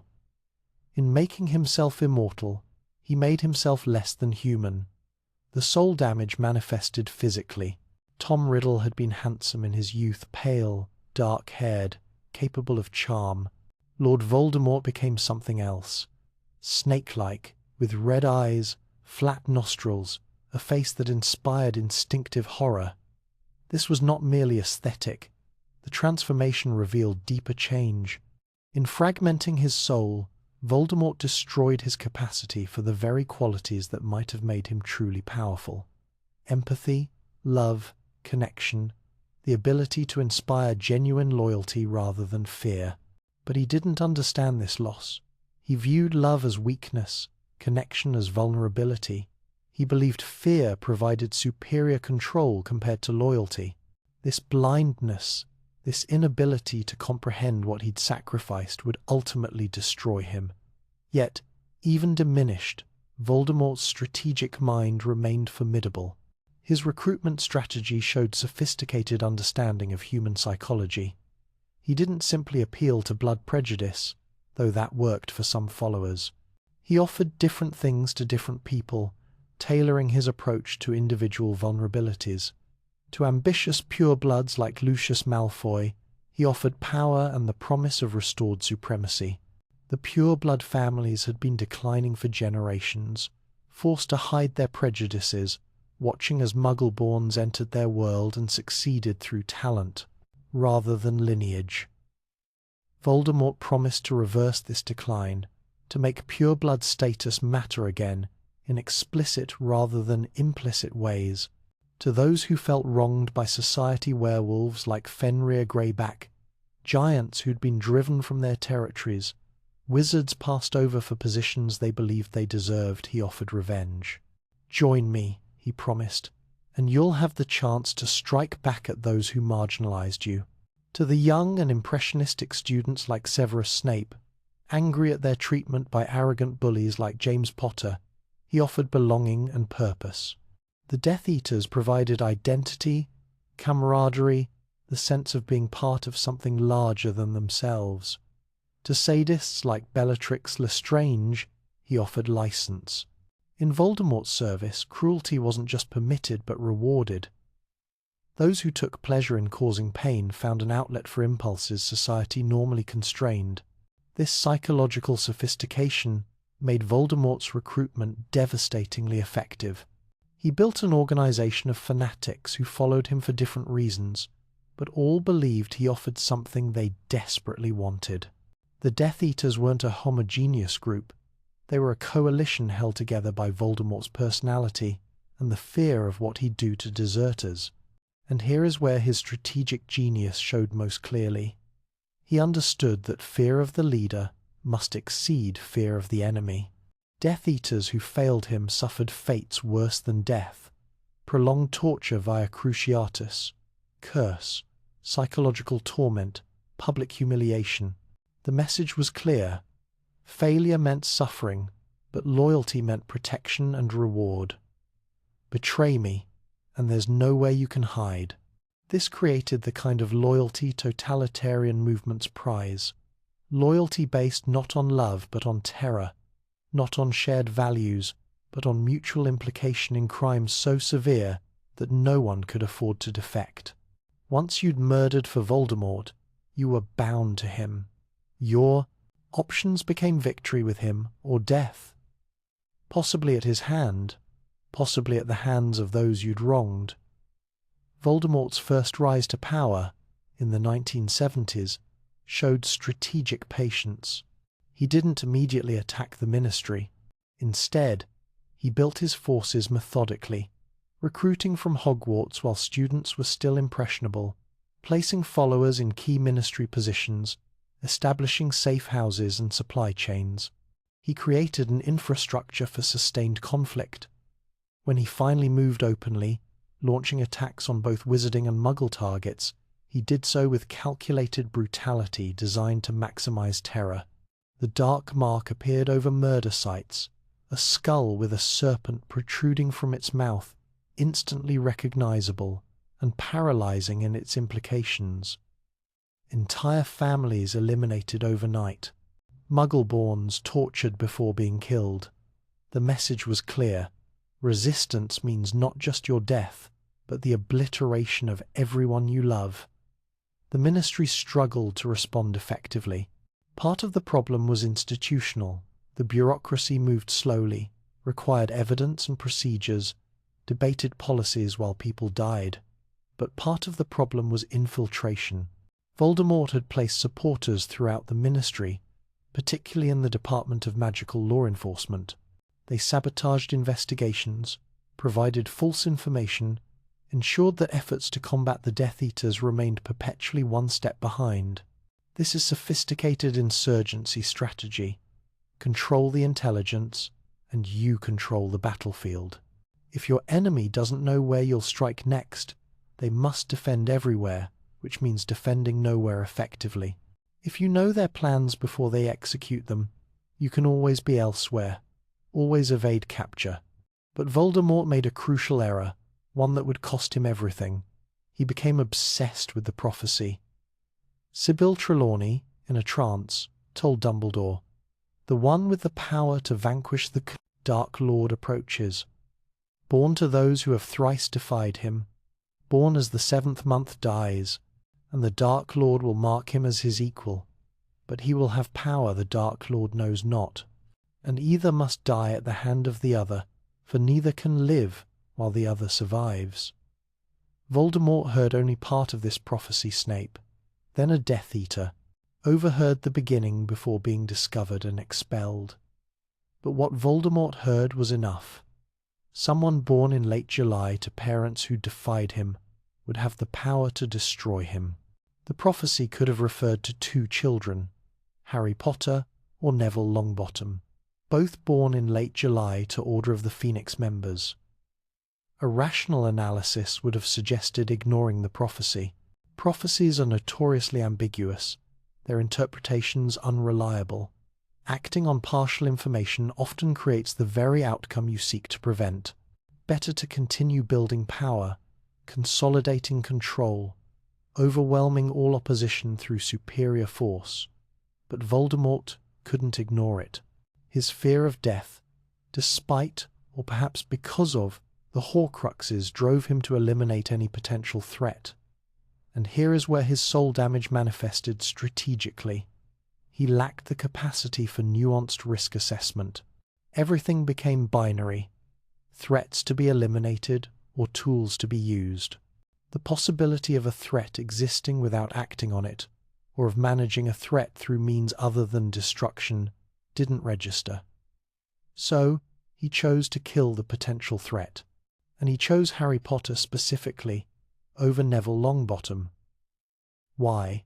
Because Harry was half-blood like Voldemort himself, while Neville was pure-blood. In choosing to kill the boy who most resembled his own background, Voldemort marked Harry as his equal exactly as the prophecy predicted. This decision exemplifies how even brilliant strategists can be undone by their psychology. Voldemort's self-hatred, his rejection of his half-blood status, his need to prove himself superior to his own origins, all of it drove him toward Harry. The prophecy didn't create this dynamic. It revealed what Voldemort would have done anyway. The attack on the Potters on October 31st, 1981, should have been simple. Voldemort had located them despite the Fidelius charm protecting their home thanks to Peter Pettigrew's betrayal. He murdered James Potter easily. He murdered Lily Potter despite offering to spare her. She was a talented witch, potentially useful, but she refused to step aside. Then he turned to the 15-month-old boy and cast the killing curse. Avada Kedavra, the curse that had never failed, that could not be blocked by magical shields, that killed instantly and irreversibly. It rebounded. What happened in that moment remains partially mysterious, but the essential mechanism is clear. Lily Potter's sacrifice, dying to protect her son when she had the option to live, created magical protection of extraordinary power. Love magic, the oldest and most powerful force in existence, something Voldemort couldn't understand because he destroyed his capacity for it. The rebounded curse destroyed Voldemort's body and fragmented his already damaged soul. A piece of that soul latched onto the only living thing in the room, Harry Potter. This was the 7th Horcrux, the one Voldemort never intended to create. In trying to kill the boy who might destroy him, Voldemort bound their lives together more thoroughly than the prophecy had suggested. And Harry survived, bearing a lightning bolt scar, the mark of the curse that should have killed him, the mark that made him famous, the mark that connected him to Voldemort in ways no one understood for years. Voldemort's followers scattered, some imprisoned, some hiding, all convinced their master was dead. The First War ended not with strategic defeat, but with catastrophic miscalculation. Voldemort had the power, the followers, the momentum, but he didn't understand the magic he faced because he'd made himself incapable of understanding it. For 13 years, Voldemort existed as less than ghost, less than the meanest living thing. He survived through the Horcruxes, but barely. This should have taught him about the limitations of his strategy. Immortality, through soul fragmentation, prevented true death, but didn't guarantee power or victory. The Horcruxes kept him alive, but couldn't restore him without help. That help came through followers first Quirrell, then Pettigrew, who sought to resurrect their master. And here Voldemort showed both his enduring appeal and his fundamental weakness. Even after 13 years of absence, even after catastrophic defeat, followers remained loyal enough to seek his return. The bonds he'd forged, based on fear and shared crimes, persisted. But when he returned, in the graveyard at Little Hangleton in 1994, he returned diminished. Not just physically, the new body Pettigrew created was functional, but clearly inhuman. But psychologically, 13 years as a wraith had intensified his worst qualities. He was more paranoid, more cruel, more disconnected from anything resembling humanity. And he made the same mistake again. He fixated on Harry Potter. The boy had survived as a baby. That could be attributed to Lily's protection. But now Harry was 14, talented, surrounded by allies. A rational strategy would have ignored him, consolidated power, attacked the Ministry directly. The Order of the Phoenix was scattered. Dumbledore was aging. The Ministry was complacent. Conditions favoured swift, decisive action. Instead, Voldemort became obsessed with proving he could kill Harry personally. The graveyard confrontation showed this clearly. Rather than simply killing Harry immediately, Voldemort staged a duel. He wanted to demonstrate superiority, to prove that the infant's survival was luck rather than portent. This need for validation, for public demonstration of dominance, represented a critical weakness. A truly strategic approach would have eliminated threats efficiently and moved forward, but Voldemort's fractured soul couldn't tolerate ambiguity. He needed absolute proof of his supremacy. The Priori Incantatem effect, when his and Harry's wands connected, forcing them to show their last spells, revealed another dimension of Voldemort's blindness. The wands shared phoenix feather cores from Fawkes, Dumbledore's phoenix. This connection created unexpected vulnerability. Yet Voldemort never considered switching wands, never saw the connection as strategic liability rather than cosmic significance. Why? Because he believed the wand chose him, that its power was his by right. The idea of adapting his tools to circumstances didn't occur to him. This inflexibility, treating personal attributes as fixed rather than adaptable, would cost him repeatedly. His second rise to power showed more sophistication than the first. Rather than attacking the Ministry directly, he infiltrated it. Rather than revealing himself immediately, he worked through proxies. He used the Ministry's own prejudices and fears against it, spreading disinformation through the Daily Prophet, discrediting Dumbledore and Harry, creating an environment where people doubted evidence of his return. This information warfare represented strategic evolution. Voldemort understood that controlling the narrative mattered as much as controlling territory. If the Ministry refused to acknowledge his return, he gained months to rebuild his forces without organized opposition. If the wizarding public believed Harry and Dumbledore were delusional or attention-seeking, resistance would remain fragmented. The infiltration of the Ministry, culminating in the installation of Pius Thicknesse as minister under the Imperius Curse, showed the strategy's success. Voldemort achieved control without destroying the institution.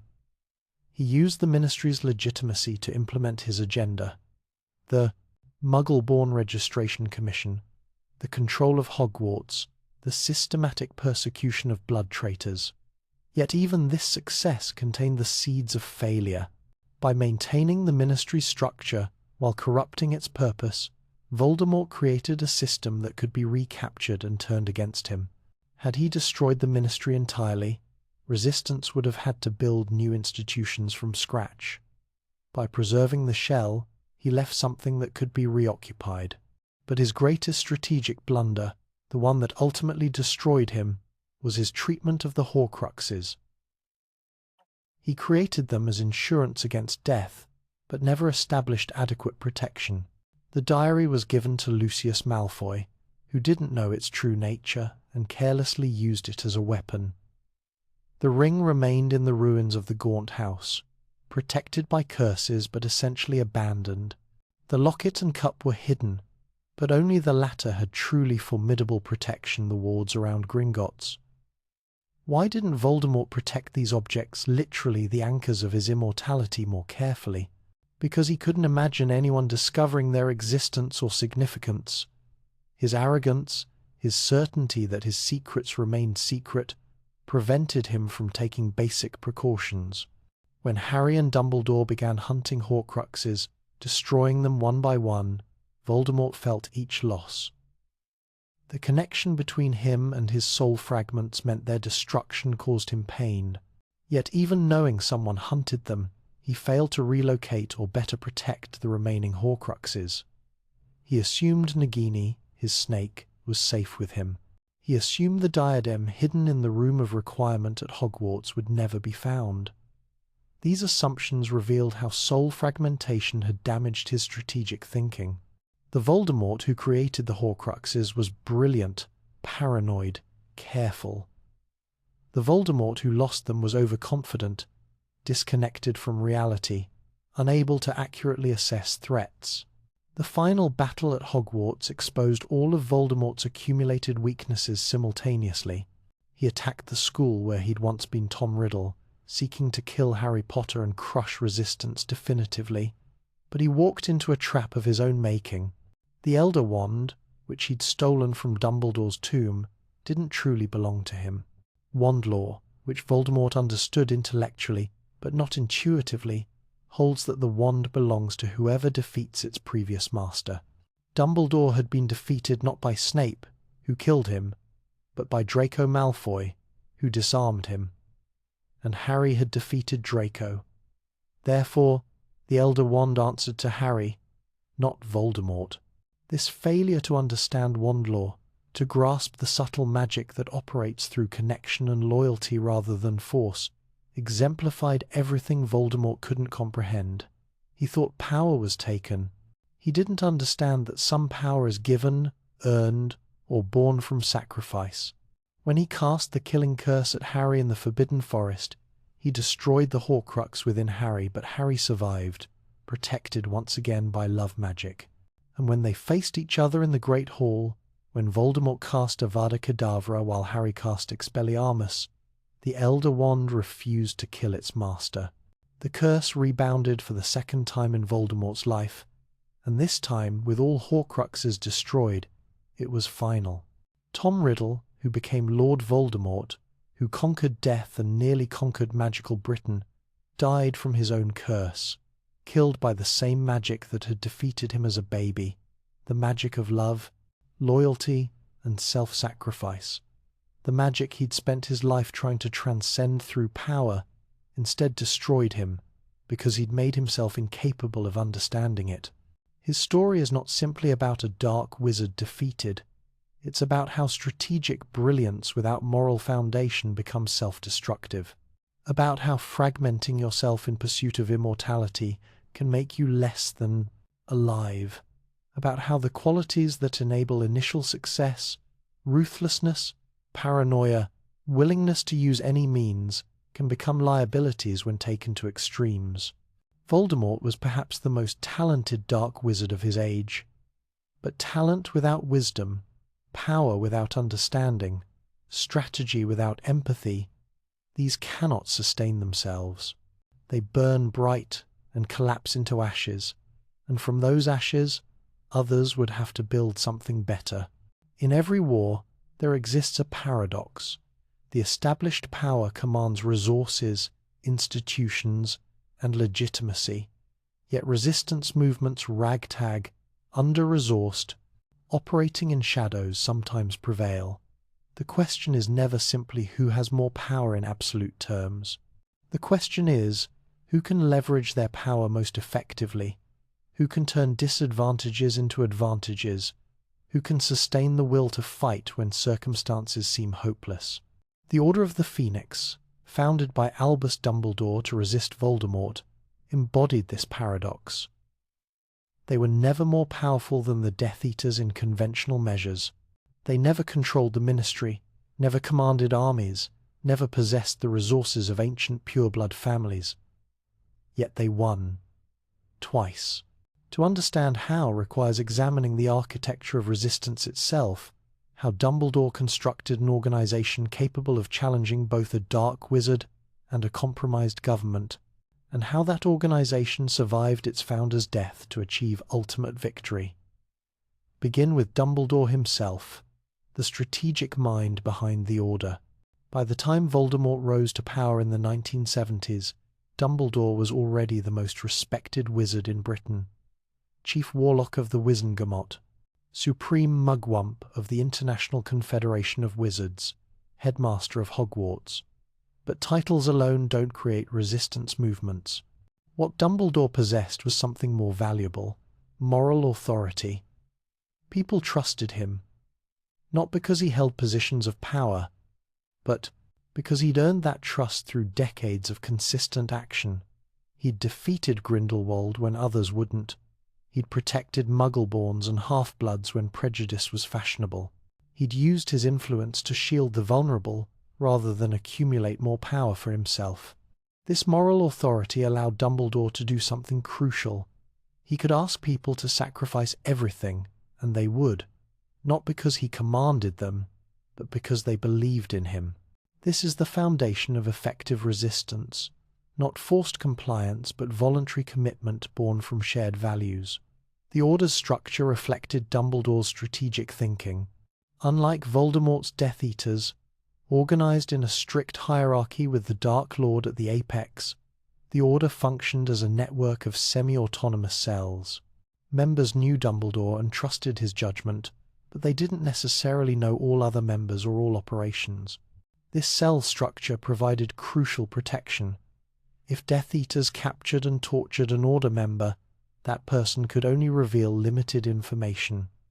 Consider the implications. Voldemort's centralized structure gave him total control and rapid decision-making ability. But it also created a single point of failure. Voldemort himself. If you eliminated him, the Death Eaters would likely collapse. The Order's decentralized structure meant no single capture or death would destroy the organization. Even Dumbledore's eventual death, though devastating, didn't end the resistance. The Order's safe houses exemplified this strategic approach. 12 Grimald Place, the Black family ancestral home that Sirius inherited, served as headquarters. Protected by every concealment charm Dumbledore could cast, including the Fidelius charm, with himself as secret keeper, the house was invisible to enemies. But the Order maintained multiple other locations, safe houses, where members could hide, regroup, or conduct operations away from headquarters. This redundancy mattered. When the Ministry fell to Voldemort and Grimmauld Place became compromised, the Order could shift operations elsewhere. They weren't dependent on any single location. Contrast this with Voldemort's approach. Malfoy Manor, Little Hangleton, eventually Hogwarts itself. He concentrated forces in specific locations, making them targets. But the Order's greatest strategic asset wasn't structure or safe houses, it was information. Dumbledore understood that in asymmetric warfare, intelligence determines outcomes. The side that knows more, that can predict enemy movements, that can verify information versus disinformation, that side holds decisive advantage regardless of raw power differences. This is where Severus Snape becomes crucial to understanding the Resistance. Snape, who had been a Death Eater in his youth, who had inadvertently caused Lily Potter's death by reporting the prophecy to Voldemort, who carried guilt so profound it reshaped his entire existence. Dumbledore turned him into the most valuable intelligence asset in the war. Think about what Dumbledore asked of Snape. Remain a Death Eater.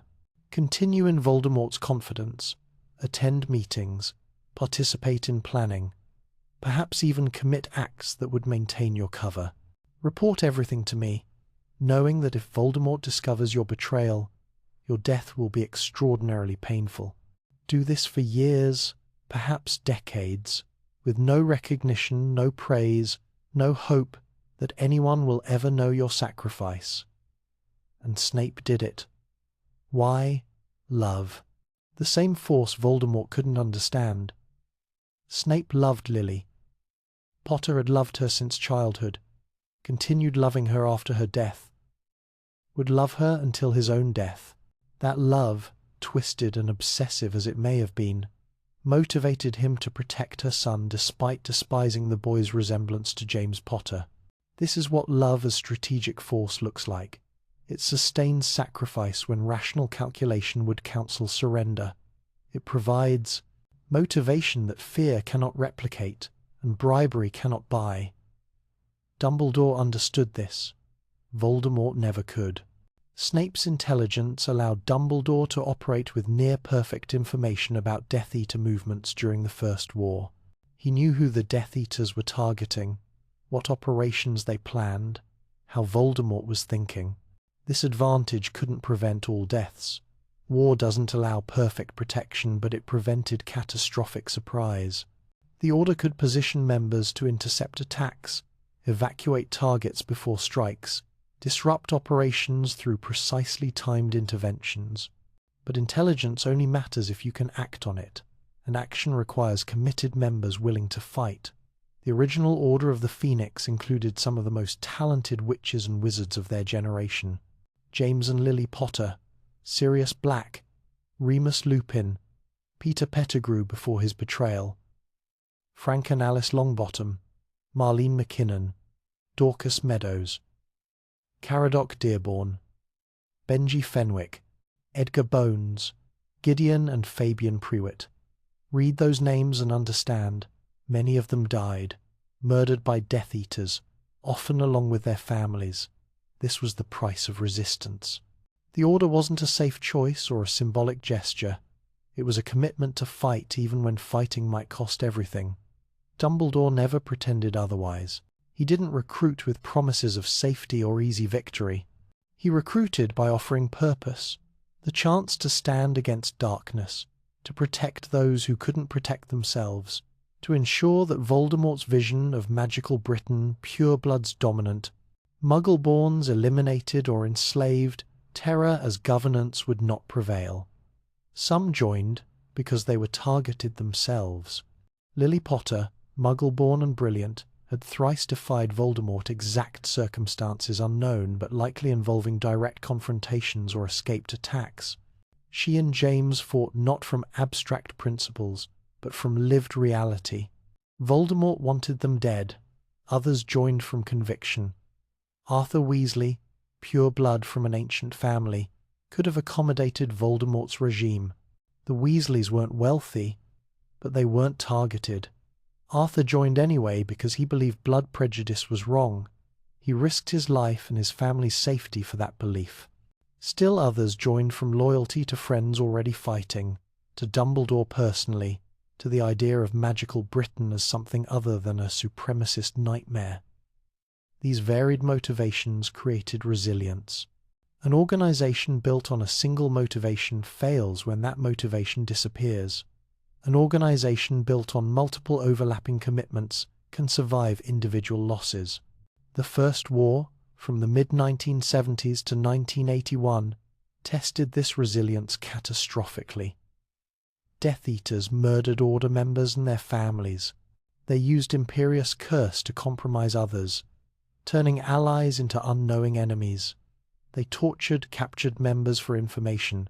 The Order suffered devastating losses, not just deaths but permanent incapacitation, like Frank and Alice Longbottom, tortured into insanity by Bellatrix Lestrange and other Death Eaters seeking Voldemort's location after his apparent death.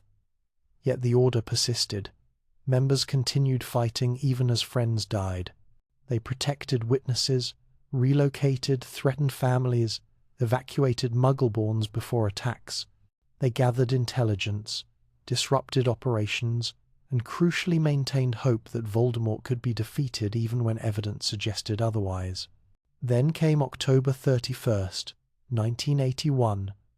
Voldemort's attack on the Potters, his apparent destruction, the sudden, unexpected end to the war. The Order had survived not by defeating Voldemort militarily, but by lasting long enough for his own strategic blindness to destroy him. For 13 years, the Order remained dormant. Members scattered, returning to normal lives. Some, like Sirius Black, suffered terribly imprisoned without trial, based on Peter Pettigrew's betrayal and framing. Others, like Remus Lupin, struggled in a society that discriminated against werewolves, unable to find steady work despite his talents. Still others, like Molly and Arthur Weasley, focused on raising families, hoping their children would never face what they had faced. Dumbledore, however, prepared. He knew something others didn't. Voldemort might return. The attack on the Potters had been too strange, Harry's survival too inexplicable, for Voldemort to be truly dead. So Dumbledore positioned himself strategically. He maintained his positions of influence. He watched Harry Potter from a distance, ensuring the boy survived his childhood with the Dursleys despite their neglect. He kept contact with key Order members, ready to reactivate the network if needed. When Voldemort returned in 1994, Dumbledore reconstituted the Order immediately, but the second iteration faced different challenges than the first. The Ministry of Magic, under Cornelius Fudge, refused to acknowledge Voldemort's return. This wasn't just bureaucratic inertia, it was political calculation. Fudge had built his career on the premise that the wizarding world was safe, that the dark days were over. Admitting Voldemort had returned meant admitting catastrophic security failure on his watch, so the Ministry became an obstacle rather than ally. Dumbledore and Harry were smeared in the Daily Prophet as delusional or attention-seeking. Dumbledore was removed from his positions as Chief Warlock and Supreme Mugwump. The Ministry placed Dolores Umbridge at Hogwarts as High Inquisitor, explicitly to undermine Dumbledore and prevent him from raising a private army of students. This meant the Order had to fight a two-front battle, against Death Eaters and against Ministry interference. They had to operate in shadows, protecting people the Ministry claimed didn't need protection, preparing for a war the Ministry insisted wasn't happening. The strategic challenge was immense. How do you fight enemies the government won't acknowledge? How do you protect people when official channels are closed? How do you maintain resistance when the media calls you paranoid and the government treats you as threats rather than heroes? Dumbledore's answer: leverage what the Ministry couldn't control. Hogwarts remained his base of power. Fudge might place Umbridge there, but Dumbledore was still headmaster, still commanded the loyalty of most faculty, still controlled vast resources and knowledge. The Order used Hogwarts as staging ground for operations, as refuge for threatened individuals, as recruitment centre for the next generation. Because here was Dumbledore's most crucial strategic insight. This war would be won or lost by the next generation. The original Order had been devastated by the First War. Many dead, some incapacitated, others traumatized or worn down by years of fighting. They would fight again if needed, but they weren't enough. Harry Potter would be enough. Had to be enough. Because the prophecy which Dumbledore knew in full, unlike Voldemort, declared that Harry had power the Dark Lord knows not, and that either must die at the hand of the other, for neither can live while the other survives. This is where Dumbledore's strategy becomes controversial, even troubling. He understood that Harry was both tactical asset and strategic weapon. The boy's survival as an infant made him a symbol, the boy who lived, proof that Voldemort could be defeated. His connection to Voldemort through the scar made him a source of intelligence, however unreliable. His role in the prophecy made him the only person who could permanently end the Dark Lord. So Dumbledore shaped Harry's development deliberately. Not overtly, that would have been too controlling, too obvious, but through careful intervention at crucial moments, placing him with the Dursleys where Lily's blood protection kept him safe despite emotional neglect, allowing him to attend Hogwarts where he'd develop magical skills and form crucial friendships, providing information gradually, teaching him about Voldemort's past, preparing him for eventual confrontation. Some would call this manipulation, and perhaps it was. Dumbledore certainly withheld information from Harry about the prophecy, about the Horcruxes, about the true nature of Harry's scar. He made decisions for the boy without explanation, trusting his own judgment over Harry's right to self-determination. But consider what Dumbledore understood. Harry would face Voldemort eventually, regardless of anyone's choices. The prophecy ensured it. The question wasn't whether Harry would fight, but whether he'd be prepared when the fight came. Dumbledore's manipulations, however paternalistic, aimed to give Harry the knowledge, skills, and emotional resilience to survive. The relationship between Dumbledore and Harry exemplifies the complexity of resistance leadership. A perfect leader would trust completely, share all information, allow full autonomy, but perfect leaders don't exist, and war doesn't allow for idealistic purity. Dumbledore made compromises, withheld information, manipulated events, all while genuinely caring about Harry and trying to minimize his suffering. This is what strategic resistance looks like in practice. Imperfect people making difficult decisions with incomplete information, trying to balance competing values of transparency versus security, individual autonomy versus collective survival. The Order's second iteration also faced a crucial challenge the first hadn't. They needed to conduct active defense while preparing for eventual offense. Defense meant protecting threatened individuals, Muggleborns, blood traitors, Order members themselves. The attack on Arthur Weasley at the Department of Mysteries, where Nagini nearly killed him, showed how vulnerable Order members remained, despite precautions. But defense alone couldn't win. Eventually, the Order would need to confront Voldemort directly. This meant preparing Harry not just to survive, but to understand what victory required. Destroying the Horcruxes, the anchors keeping Voldemort alive. Dumbledore began this preparation himself. He took Harry to retrieve the Locket Horcrux from the cave, showing him the kinds of protections Voldemort employed and how to overcome them.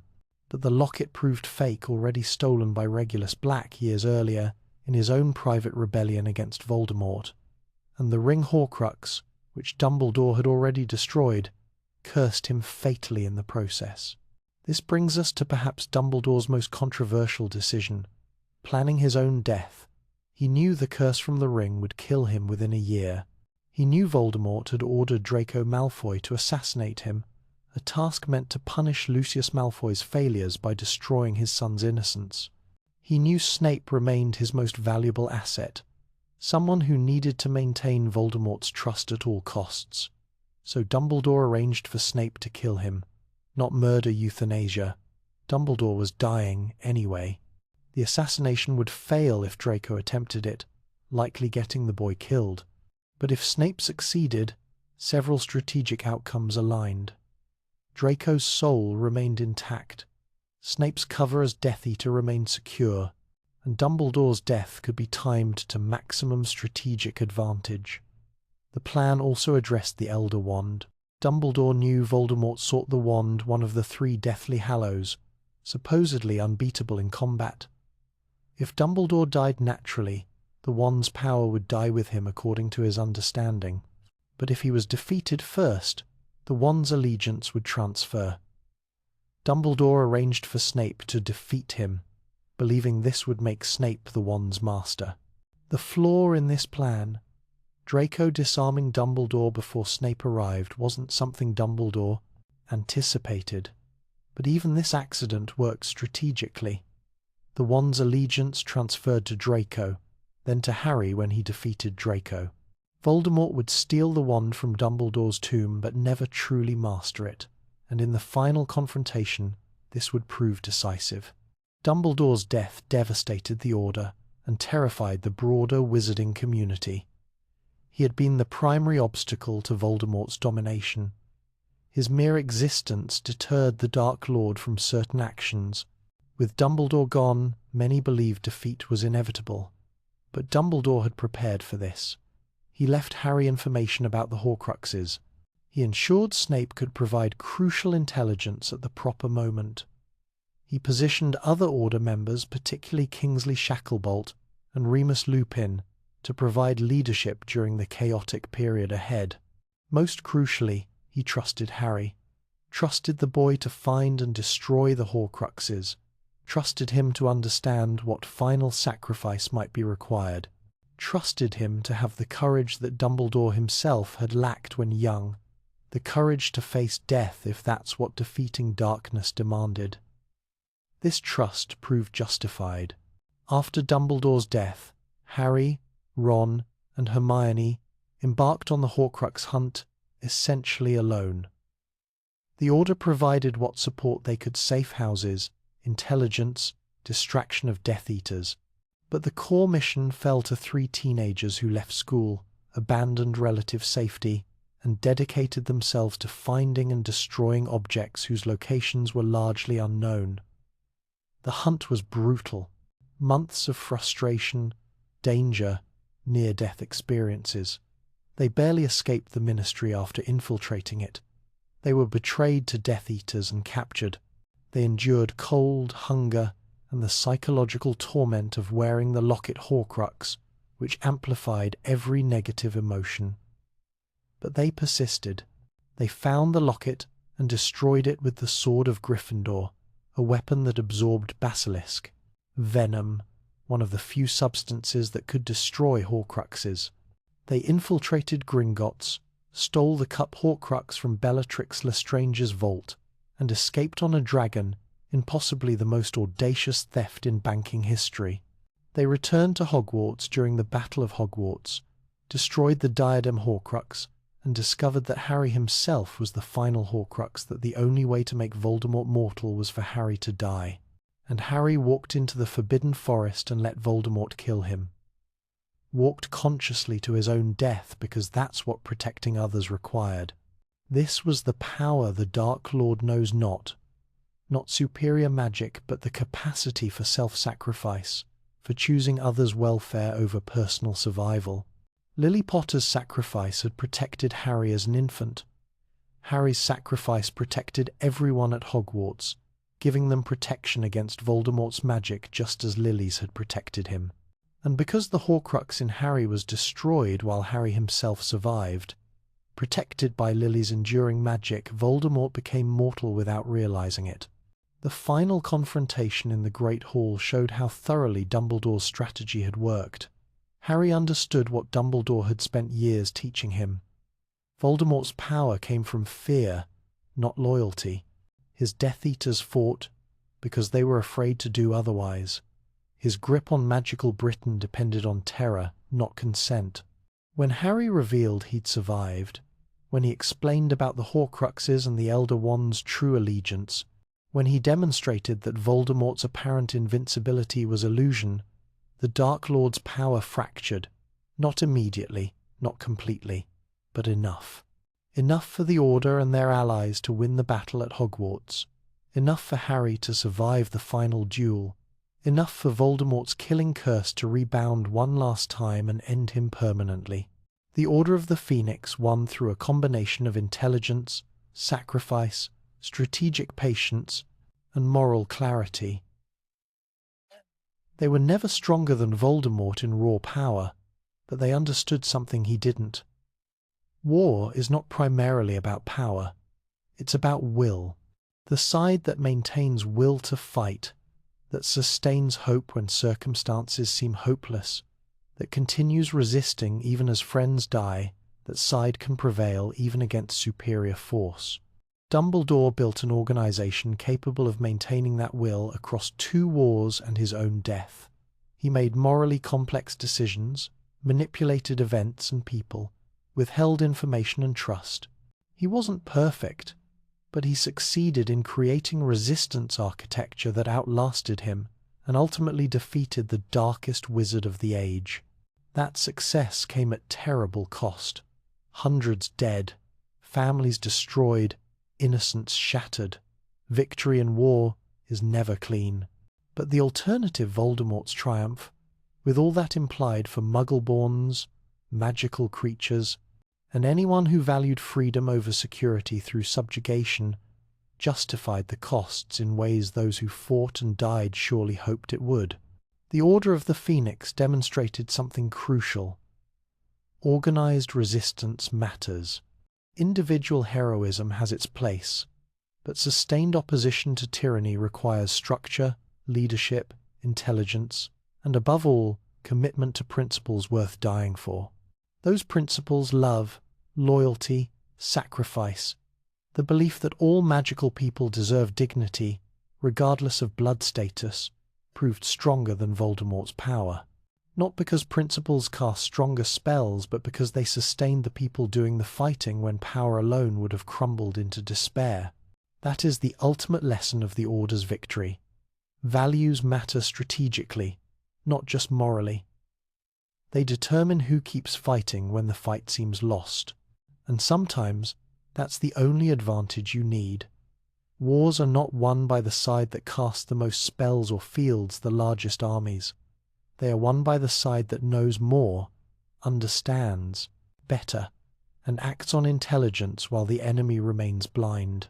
This truth, as old as conflict itself, determined the outcome of both wizarding wars. The Battle of Hogwarts may have been where Voldemort died, but the intelligence war fought in shadows, through whispers and betrayals, with information as ammunition, determined who would stand victorious in that final confrontation. Consider the nature of intelligence itself. It is not simply knowing facts. It is understanding intentions, predicting actions, recognizing patterns that reveal what your enemy will do before they do it. It is also deception, feeding your enemy false information, creating uncertainty, making them doubt what they think they know. Both sides in the Wizarding Wars understood this. The question was, who could master it more thoroughly? Voldemort's intelligence operations began with an inherent advantage: fear. Death Eaters placed throughout the Ministry and other institutions provided him with a vast information network. These weren't merely spies in the conventional sense, they were respected members of society, people whose loyalty to Voldemort was unknown to most. They attended meetings, heard plans, read documents, and reported everything back to their master. The Imperius Curse amplified this advantage enormously. With a single spell, Voldemort could turn anyone into an unwitting agent. They would appear normal, act normally, but follow hidden commands to observe, report, or sabotage. The paranoia this created was itself a weapon. If anyone might be under Imperius, who could you trust? How could you plan operations when any participant might be compromised? But Voldemort's intelligence apparatus had a critical weakness. It flowed in only one direction. Information came to him, and orders flowed out. Death Eaters told him what they observed, but rarely questioned his interpretations or strategies. This created an echo chamber where Voldemort's assumptions remained unchallenged.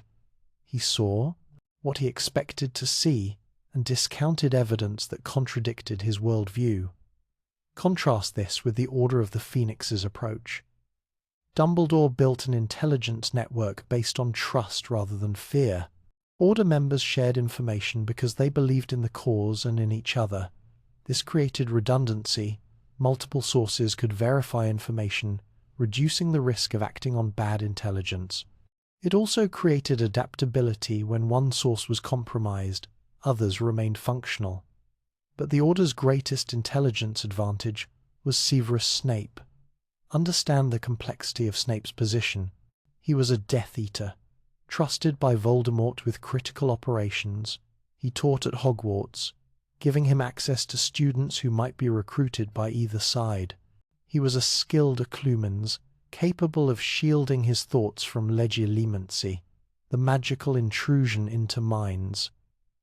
And he was, secretly, Dumbledore's most loyal agent. This triple game, appearing loyal to Voldemort while actually serving Dumbledore, all while maintaining the appearance of neutral professorship at Hogwarts, required extraordinary discipline. A single mistaken thought control, one moment of hesitation, one action that seemed inconsistent with his Death Eater persona, and Voldemort would have killed him slowly. Why would Snape accept such risk? We've discussed his love for Lily Potter, but there's more to understand strategically. Snape wasn't just gathering information, he was shaping Voldemort's decisions. When he reported intelligence to Voldemort, he could emphasize certain details, downplay others, frame information in ways that subtly influenced the Dark Lord's thinking. This is intelligence work at its most sophisticated, not just observing but manipulating, not just reporting but influencing outcomes through careful selection and presentation of information. Snape couldn't be too obvious. Voldemort was extraordinarily intelligent and suspicious, but he could nudge, suggest, create doubt about certain courses of action while making others seem more attractive. The prophecy itself demonstrates this dynamic. Snape overheard part of it and reported to Voldemort, setting in motion the events that would lead to Harry's survival and Voldemort's first defeat. This wasn't intentional. Snape didn't know Voldemort would target the Potters specifically, but it shows how intelligence, even partial intelligence, can have catastrophic consequences when acted upon without full context. After Lily's death, Snape's intelligence work took on new dimensions. He had to maintain Voldemort's trust while actually serving Dumbledore. This meant doing things that appeared evil, perhaps committing acts he deeply regretted to preserve his cover. The moral complexity here is profound. How many people can you allow to suffer or die to maintain cover that will eventually save more lives? Where is the line between necessary deception and unforgivable betrayal? Dumbledore understood these dilemmas and shouldered responsibility for putting Snape in such impossible positions. But Dumbledore also knew that without Snape's intelligence, the Order would be operating blind. They would lose not through lack of courage, but through lack of information. So he asked Snape to continue, to endure, to sacrifice his reputation and possibly his soul for a cause only he and Dumbledore fully understood. When Voldemort returned in 1994, Snape's value increased exponentially. He could attend Death Eater meetings, observe Voldemort's strategies, identify priorities and targets. He reported all of this to Dumbledore, giving the Order advance warning of attacks and insight into Voldemort's thinking. But Voldemort also had intelligence sources within the Order's sphere of influence. Not direct infiltration, Dumbledore was too careful for that, but peripheral access. Death Eater families had children at Hogwarts. Ministry officials who sympathized with Voldemort attended policy meetings. The Daily Prophet, increasingly under Ministry and then Death Eater influence, could be used to spread disinformation while gathering information from those who trusted it. The battle for control of information flow became crucial. Dumbledore couldn't allow Voldemort to know everything the Order planned, but he also needed to conduct operations that inevitably left traces. The solution was strategic misdirection, creating false trails, spreading contradictory information, making the Order's actual priorities unclear among a fog of possibilities. Harry's connection to Voldemort through the scar created an unprecedented intelligence problem and opportunity. The connection allowed Harry to see into Voldemort's mind, experiencing his emotions and occasionally his thoughts. This provided invaluable intelligence. Harry witnessed Arthur Weasley's attack through Nagini's eyes, allowing the Order to save Arthur's life. He saw the vision of Sirius being tortured at the Department of Mysteries, leading to the disastrous mission there. That last example shows the danger of intelligence from unreliable sources. The vision was false, planted by Voldemort to lure Harry to the Department of Mysteries where the prophecy was stored. Voldemort wanted the full prophecy, and he used Harry's connection to manipulate him into retrieving it. The mission led to several Order members being injured, and Sirius's death, a catastrophic intelligence failure, caused by acting on information without proper verification. Dumbledore responded by having Snape teach Harry occlumency, attempting to close the connection. This failed, partly because the teaching relationship was toxic. Snape resented Harry too deeply to be an effective teacher, and Harry resented Snape's cruelty too much to be a receptive student. But the failure taught Harry something crucial. Intelligence must be questioned, verified, understood in context before acting upon it. The Department of 1000 Mysteries incident also revealed the prophecy's full content to Harry, and therefore to the Order. This knowledge that Harry had power the Dark Lord knows not, and that either must die at the hand of the other, shaped all subsequent strategy. It told Dumbledore that Harry was the key to victory, but also that Harry would need to face Voldemort directly. No one else could end the war. Meanwhile, Voldemort's intelligence apparatus was infiltrating the Ministry systematically. The Imperius Curse allowed him to control key officials without their knowledge. Others were bribed, blackmailed, or ideologically aligned. By the time Minister Rufus Scrimgeour died and Pius Thicknesse was installed under Imperius, Voldemort effectively controlled the government.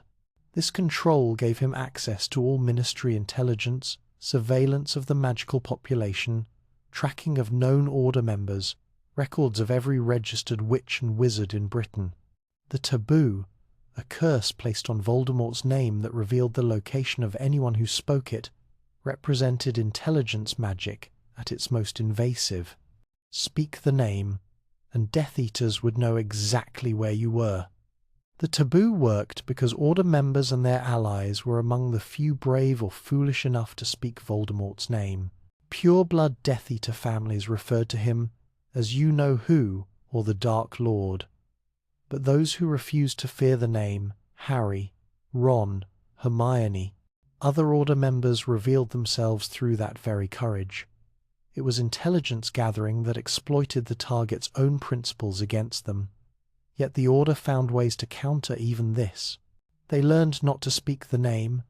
They used Polyjuice Potion to disguise themselves when moving through public spaces. They cast protective enchantments around their locations. They stayed mobile, never remaining in one place long enough for patterns to emerge. This cat-and-mouse game of intelligence and counterintelligence became as important as any duel. The role of House Elf intelligence deserves particular attention. House Elves can apparate through wards that block wizard apparition. They observe household activities, hear conversations, access spaces their masters don't think to secure. Most wizards ignore house elves so thoroughly that they speak freely in their presence, treating them as furniture rather than potential intelligence assets.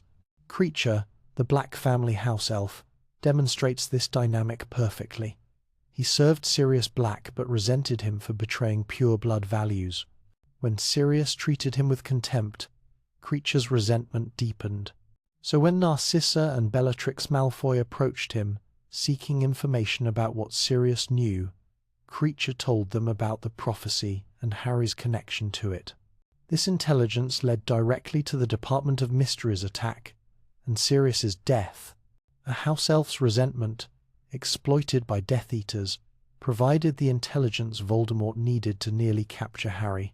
It shows how overlooking seemingly powerless beings creates intelligence vulnerabilities. But Kreacher also demonstrated house elf potential for the Order. When Harry treated him with basic respect and kindness, something Sirius had failed to do, Kreacher's loyalty shifted. He told Harry about Regulus Black's sacrifice, revealing the true story of the Locket Horcrux. This intelligence proved crucial for the Horcrux hunt. Later, Kreacher led the Hogwarts house elves in combat during the final battle, fighting with ferocity that surprised Death Eaters who'd never considered house elves as threats. The intelligence war also played out in media. The Daily Prophet, Britain's primary news source, became a propaganda tool for whoever controlled the Ministry. Under Fudge, it attacked Dumbledore and Harry, calling them delusional or attention-seeking. Under Scrimgeour, it tried to maintain public morale while downplaying the severity of Voldemort's threat. Under Death Eater control, it became explicitly propagandistic, spreading lies about Harry, promoting pure-blood supremacy, creating an atmosphere of fear and compliance. The Quibbler, run by Xenophilius Lovegood, provided an alternative information source. Though often focused on conspiracy theories and magical creatures of dubious existence, it was willing to publish Harry's account of Voldemort's return when the Prophet refused. This made it valuable for intelligence purposes, both as a channel to communicate with those who distrusted the Ministry, and as a means to spread information Voldemort didn't want public. But the Quibbler's credibility was limited by its reputation for sensationalism. This is the challenge of alternative media in war. How do you distinguish truth from propaganda when the mainstream source is compromised, but alternatives lack credibility? The Order had to verify information from multiple sources, never trusting any single outlet completely. The Horcrux hunt represented the ultimate intelligence operation. Harry, Ron, and Hermione needed to locate objects whose existence was secret, whose locations were hidden, whose defenses were unknown. They had minimal information. Dumbledore had destroyed the ring, Harry had destroyed the diary, but 4 remained: the locket, the cup, the diadem, and Nagini. Finding them required piecing together fragmentary intelligence. Regulus Black's letter provided the locket's history. Bellatrix Lestrange's panic about her Gringotts vault suggested the cup was there. The diadem's location came from understanding Tom Riddle's psychology. He valued Hogwarts as the first place he'd felt at home, so he'd hidden a Horcrux there.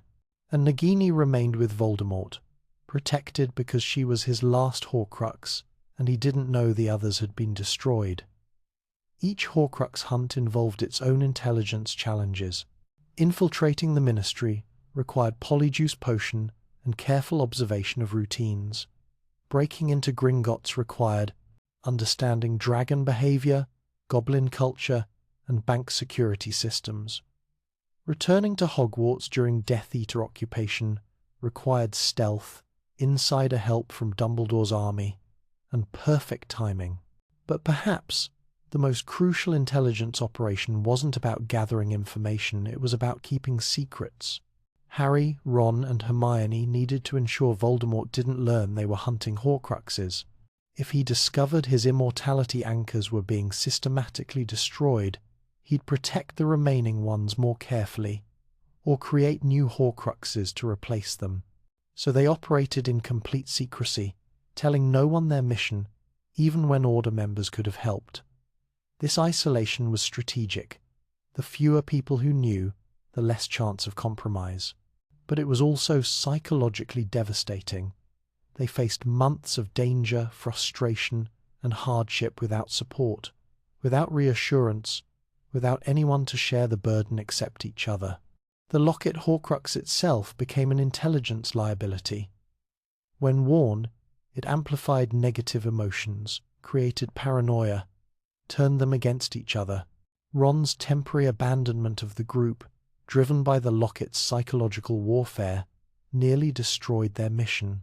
This shows how intelligence operations can be compromised, not through external betrayal, but through internal psychological breakdown.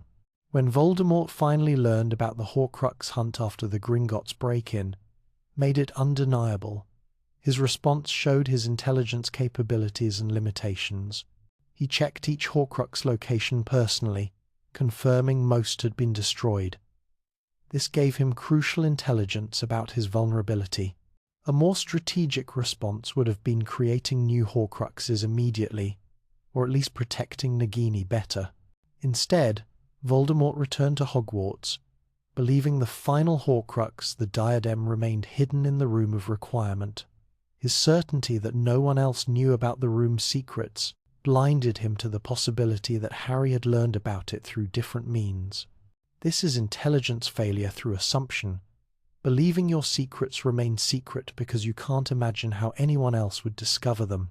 The Battle of Hogwarts itself became an intelligence operation as much as a military engagement. The Order needed to buy time for Harry to find and destroy the diadem. They needed to protect students while evacuating those too young to fight. They needed to coordinate defensive positions across the castle without Voldemort intercepting their communications. The Room of Requirement provided a secure command center, accessible only to those who needed it, protected by magic Voldemort didn't fully understand.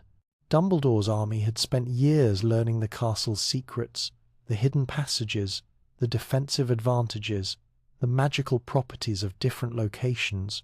This institutional knowledge became crucial intelligence advantage. Voldemort knew Hogwarts from his student days, but the castle had changed, and DA members knew it as it was, not as it had been decades ago. Snape's final intelligence contribution, the memories he gave Harry before dying, provided the crucial truth that Harry himself was a Horcrux. Without this intelligence, Harry might have destroyed all other Horcruxes, but left Voldemort functionally immortal because part of his soul remained in Harry. The intelligence was devastating. It meant Harry had to die, but it was necessary. Only with complete information could Harry make the choice that would ultimately save everyone. And that choice, walking into the Forbidden Forest to let Voldemort kill him, was itself an intelligence operation. Harry understood what Voldemort didn't, that the killing curse would destroy the Horcrux while Lily's lingering protection might preserve Harry himself. He had information Voldemort lacked about how love magic works, how sacrifice creates protection, how the connection between and them functioned. When Harry survived and returned to confront Voldemort in the Great Hall, he used intelligence as a weapon. He explained about the Horcruxes all destroyed. He explained about the Elder Wand. Its allegiance belonged to Harry, not Voldemort. He gave Voldemort one final chance to feel remorse, to repair his soul, knowing Voldemort would refuse, but needing to offer it anyway. This was psychological warfare through intelligence revelation. Harry showed Voldemort that everything he'd believed about his invincibility was wrong, that his strategic assumptions were false, that he'd been outmaneuvered at every crucial juncture. The information itself became a weapon that shattered Voldemort's confidence in the moment before his death. The final duel was almost anticlimactic. Voldemort cast Avada Kedavra, Harry cast Expelliarmus. The Elder Wand refused to kill its true master. The curse rebounded. Voldemort died from his own magic, killed by intelligence failures that had accumulated across 2 wars and 17 years. The intelligence war taught several enduring lessons. First, that information is power, but only if you can verify and correctly interpret it.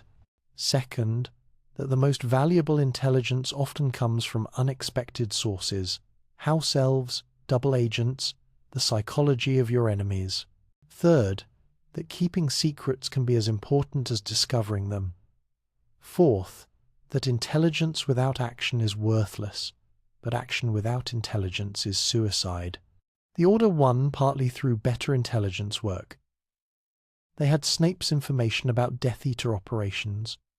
They had Harry's connection, providing occasional insight into Voldemort's thoughts. They had institutional knowledge of Hogwarts and the magical community. They had allies in unexpected places: goblins, house elves, even some within the Ministry who resisted Death Eater control subtly. But they also won because they understood intelligence's limitations. They verified information when possible. They planned for the possibility of compromise. They built redundancy into operations so single failures wouldn't be catastrophic. They accepted uncertainty as inherent to war and acted anyway, making the best decisions possible with incomplete information. Voldemort lost partly through intelligence failures. He trusted the wrong people. Peter Pettigrew, whose incompetence repeatedly created problems. Lucius Malfoy, whose arrogance led to the diary's destruction. Even Severus Snape, whose loyalty he never truly confirmed. He failed to verify crucial assumptions about Wandlore, about Harry's survival, about his own invincibility. He created an intelligent system where information flowed to him, but never challenged his interpretations. Most critically, he didn't understand that some knowledge can't be gained through intelligence gathering. You can't understand love through surveillance. You can't predict self-sacrifice through logical analysis. You can't anticipate what people will do when they value something more than their own survival, because that requires comprehending motivations you've deliberately destroyed in yourself. The intelligence war was won in shadows, through whispers and secrets, long before the final battle made the outcome visible. When Voldemort died in the Great Hall, he died because of intelligence failures that began decades earlier, when he chose to fragment his soul, when he marked Harry as his equal, when he built an organization based on fear rather than loyalty, when he assumed his secrets would remain secret forever. Intelligence, in the end, is about understanding reality clearly and acting on that understanding effectively. The side that sees the world as it is rather than as they wish it to be holds a decisive advantage. The Order saw clearly, despite Dumbledore's flaws and manipulations. Voldemort saw only what his damaged soul allowed him to perceive, and that difference between clear sight and willful blindness determined everything. In the moments after Voldemort's death, when his body lay on the floor of the Great Hall and the Elder Wand belonged definitively to Harry Potter, a question emerged from the chaos and grief. What now? Defeating a tyrant is one thing. Building something better from the ruins he left behind is quite another. Victory in war does not automatically produce just peace. Sometimes it merely creates the space where justice might become possible if those who won can overcome their own traumas, their own prejudices, their own temptations to simply replicate the power structures they fought to destroy. The task facing magical Britain was immense. The Ministry had been compromised, infiltrated, turned into an instrument of oppression. Hogwarts had been occupied, its students tortured by Death Eater teachers like the Carrows. Entire families had been destroyed. Muggleborns had been hunted, imprisoned, killed. Werewolves, giants, and other magical beings had been recruited by both sides, leaving deep divisions, the psychological wounds from years of fear, from losses that could never be recovered, would take generations to heal if they healed at all. Reconstruction required more than rebuilding physical structures.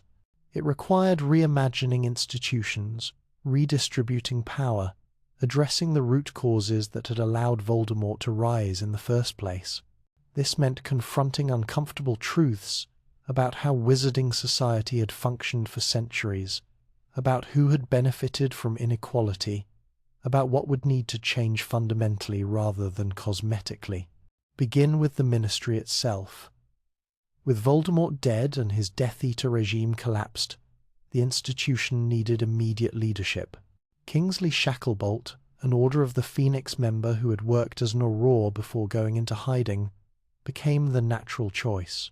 He was respected, competent, untainted by collaboration with Death Eaters, and crucially, he understood both the ministry's institutional structures and the need for reform. Kingsley's appointment as Minister for Magic represented a break with tradition. Previous ministers had typically come from prominent pureblood families or had spent decades climbing the ministry hierarchy. Kingsley achieved the position through competence demonstrated in crisis, through moral authority earned fighting Voldemort, through respect from war heroes whose opinion the public valued.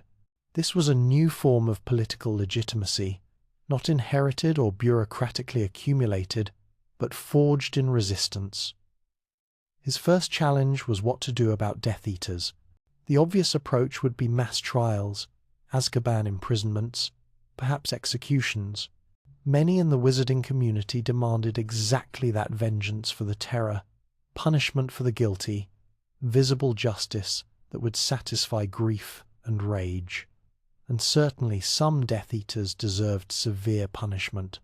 Those who had tortured innocents, who had murdered families, who had implemented the Muggle-born Registration Commission, they had committed crimes that demanded accountability. But Kingsley faced a strategic dilemma. If he imprisoned every Death Eater and sympathizer, he would fill Azkaban beyond capacity and alienate entire families who held significant power.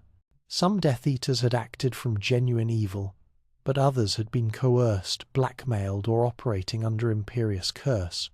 Some had been teenagers when recruited, indoctrinated before they could develop independent judgment. Some had provided intelligence to the Order while maintaining Death Eater cover. How do you distinguish degrees of guilt? How do you balance justice with reconciliation? How do you punish crimes without creating the conditions for future resentment and radicalization? Kingsley's approach showed sophisticated political thinking.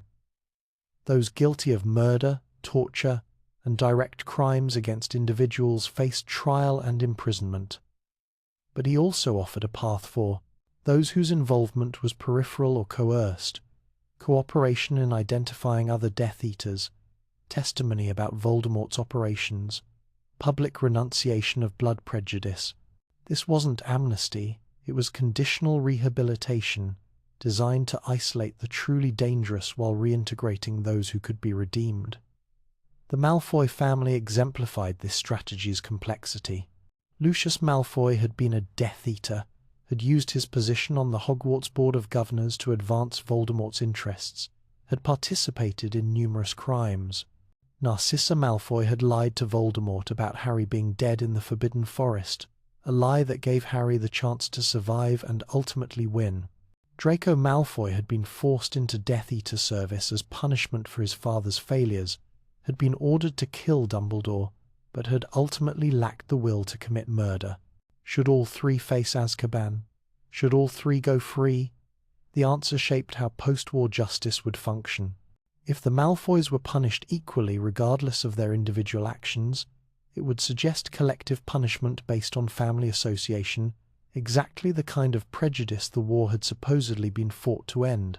But if they escaped consequences entirely, it would suggest wealth and influence could buy exemption from justice. Harry Potter's testimony proved crucial. He confirmed that Narcissa's lie had saved his life. He confirmed that Draco had lowered his wand rather than identifying Harry at Malfoy Manor, when a positive identification would have ended the war in Voldemort's favour. This testimony from the boy who lived, from the war's central hero, carried weight that no one else's could match. The Malfoys avoided Azkaban, but faced other consequences. Their fortune was partially seized to fund reparations for war victims. They were banned from holding ministry positions. They faced social ostracism from much of wizarding society. They lived free but diminished. Their power, broken, even if their lives continued. This represented a middle path between vengeance and amnesty, accountability proportional to actual crimes, recognition of the complexity of guilt in wartime, strategic calculation about which battles to fight in reconstruction. It wasn't perfect, justice perhaps, no justice after such horror could be, but it was pragmatic justice that allowed society to move forward. The ministry's institutional reform required addressing how Death Eaters had infiltrated so thoroughly. The Department of Magical Law Enforcement had been compromised. The Wizengamot had implemented oppressive laws. The Muggle-born Registration Commission had operated as legalized persecution. How had institutions meant to protect citizens become instruments of oppression? Hermione Granger, who joined the ministry shortly after the war, focused on this question with characteristic thoroughness. She understood that individual Death Eaters were symptoms of systemic problems. The ministry had concentrated power without adequate oversight. It had created bureaucratic structures that prioritized tradition over justice. It had allowed prejudice to persist in policies that seemed neutral, but produced discriminatory outcomes. Her work reforming magical law became legendary. She dismantled regulations that disadvantaged Muggle-borns, not through explicit discrimination, but through requirements that assumed wizarding upbringing. She pushed for house elf rights, not abolishing house elf servitude immediately, which would have faced insurmountable opposition, but establishing minimum standards for treatment, pathways to freedom for elves who desired it, and education about elf rights for the broader magical community. This gradualist approach frustrated some activists who wanted immediate comprehensive change, but Hermione understood political reality. Revolutionary transformation generates backlash that can destroy reform entirely. Better to make steady progress that embedded new norms into institutions, creating foundation for future advancement. She was playing a long game, knowing that cultural change takes generations, but that establishing legal frameworks could accelerate the process. The reform of magical creature rights represented one of post-war Reconstruction's most difficult challenges. Werewolves, giants, goblins, centaurs, house elves, all had faced systematic discrimination. All had grievances that preceded Voldemort. All needed to be addressed if Wizarding Society wanted genuine peace rather than temporary ceasefire. Werewolves had been particularly marginalized. Legal restrictions prevented them from most employment. The Wolfsbane potion, which allowed werewolves to retain their minds during transformation, was expensive and not provided by the ministry. Many werewolves had joined Voldemort out of desperation, feeling they had nothing to lose. Others, like Remus Lupin, had fought for the Order, despite facing prejudice from the society they defended. Post-war reforms began addressing this systematically. The ministry started subsidizing Wolfsbane potion, making it accessible to werewolves regardless of income. Anti-discrimination laws in employment were strengthened and actually enforced. Public education campaigns attempted to reduce prejudice by explaining lycanthropy accurately rather than sensationally. These weren't perfect solutions. Centuries of prejudice couldn't be eliminated quickly, but they represented genuine effort to address injustice. Giants faced different challenges. They were powerful, dangerous when angry, and had cultural practices that many wizards found disturbing. Most giants had sided with Voldemort after he promised them territory and freedom from wizard interference. After the war, the surviving giants remained in their mountains, largely isolated from wizard society. The question was whether to maintain that isolation or attempt integration. The solution involved neither complete isolation nor forced integration. Wizard-giant liaisons were established positions requiring both diplomatic skill and magical power. Serving as communication channels and conflict mediators, giants received territory guarantees in exchange for agreements not to attack wizard settlements. It was peaceful coexistence based on mutual recognition of boundaries, acknowledging that not all magical beings needed to integrate fully into wizard society. Goblins presented perhaps the most complex situation. They had their own sophisticated culture, their own magic, their own history of rebellion against wizard rule. Their control of Gringotts gave them economic power, but they operated under wizard-imposed regulations that limited their autonomy. Some goblins had helped Harry, Ron, and Hermione during the war. Others had cooperated with Death Eaters. Most had remained neutral, pursuing goblin interests regardless of which wizards won. Post-war goblin negotiations were delicate. Wizards wanted to ensure Gringotts remained secure and functional. The entire wizarding economy depended on it. Goblins wanted greater autonomy and recognition of their rights to artifacts they had created, which wizards had appropriated over centuries. The compromises reached weren't entirely satisfactory to either side, but they established framework for ongoing negotiation rather than renewed conflict. This is what successful post-war restructuring looks like. Not perfect solutions that satisfy everyone, but workable compromises that prevent violence from erupting again, while establishing processes for addressing grievances peacefully. Hogwarts itself required both physical and institutional reconstruction. The castle had been damaged during the battle walls destroyed, towers collapsed, protective enchantments broken, but more profound damage was psychological. Students had been tortured by Carrow teachers. The house system had been weaponized, with Slytherin students rewarded for reporting, others, and non-Slytherins, punished arbitrarily. Trust within the school community had been shattered. Minerva McGonagall, who became headmistress after the war, faced the task of healing these wounds while maintaining Hogwarts as an educational institution. She couldn't simply pretend the trauma hadn't occurred. Students needed acknowledgement of what they'd endured, space to process grief, support for recovery. But she also couldn't let the school become solely defined by its worst moments. Her approach balanced remembrance with forward momentum. A memorial was established honoring those who died in the battle, not just Order members but everyone, including students who'd fought and fallen.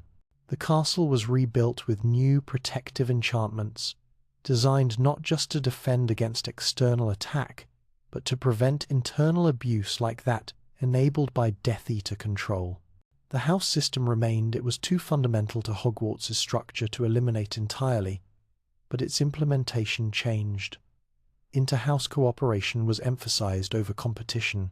The sorting ceremony was modified to allow more student choice in placement, acknowledging that the sorting hat's judgment shouldn't be absolute.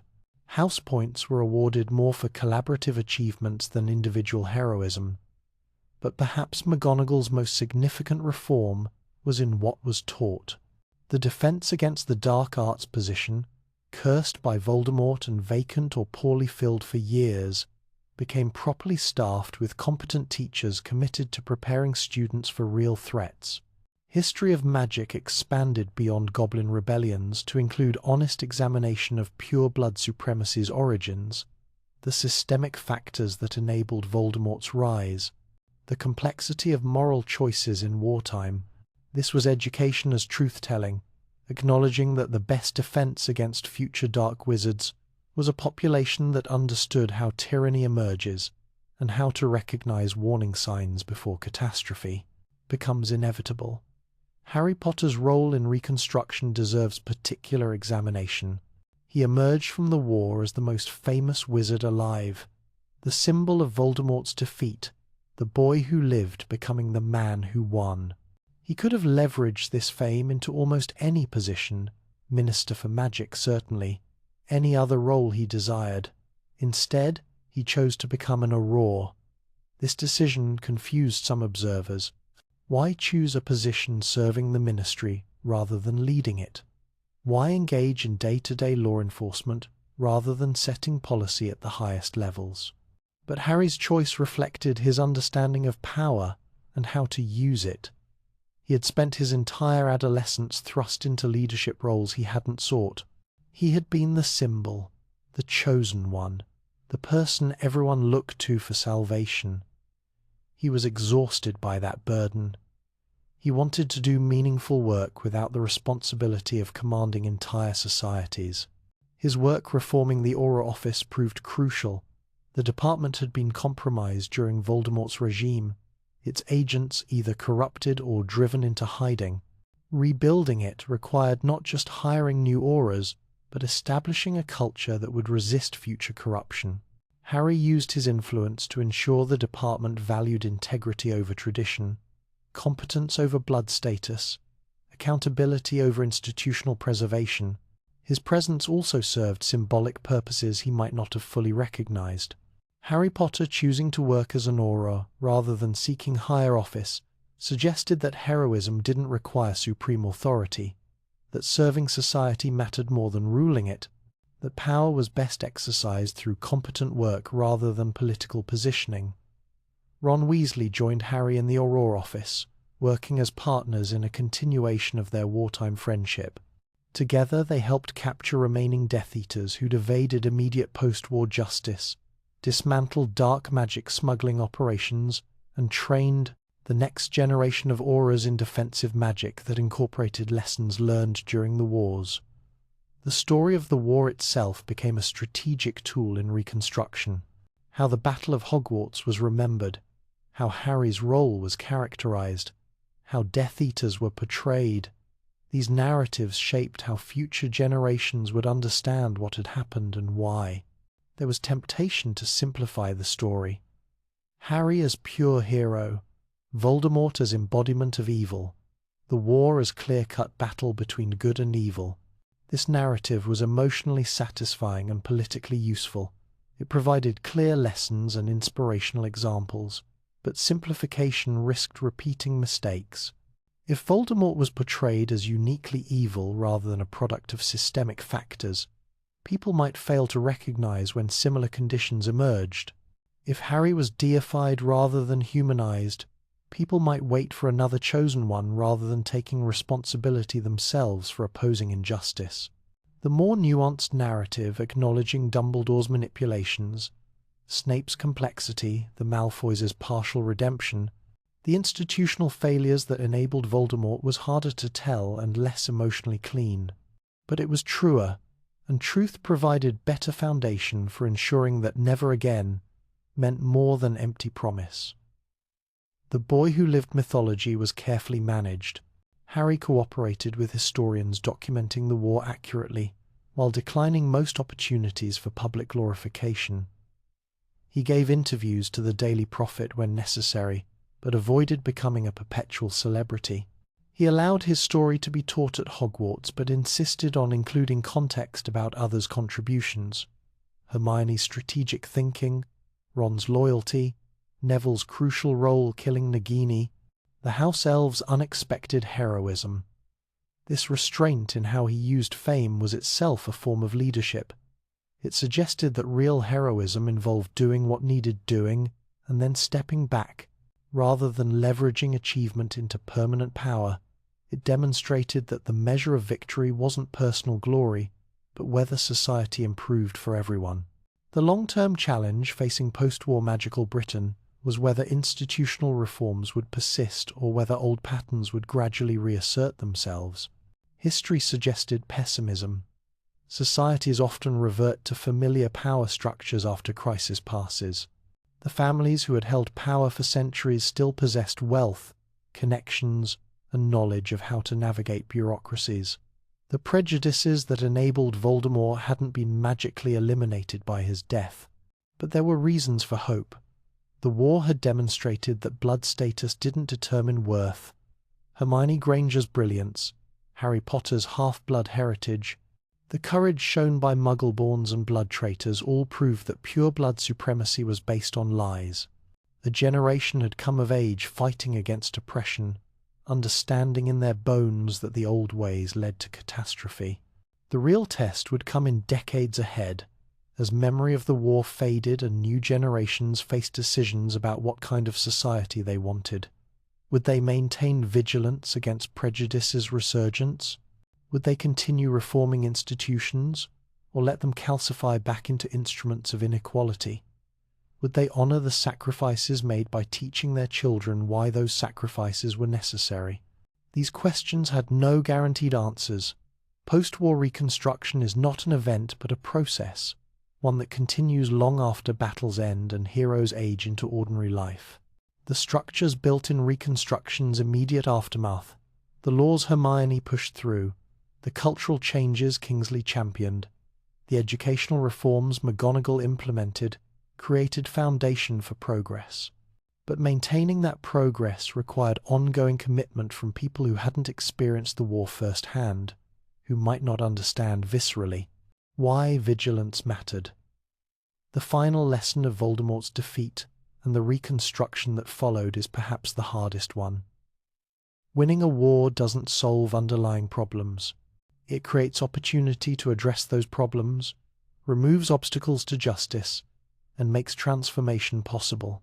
But the work of actually building a better society, of dismantling oppression's architecture, of redistributing power, of healing trauma, while preventing its recurrence, that work takes generations.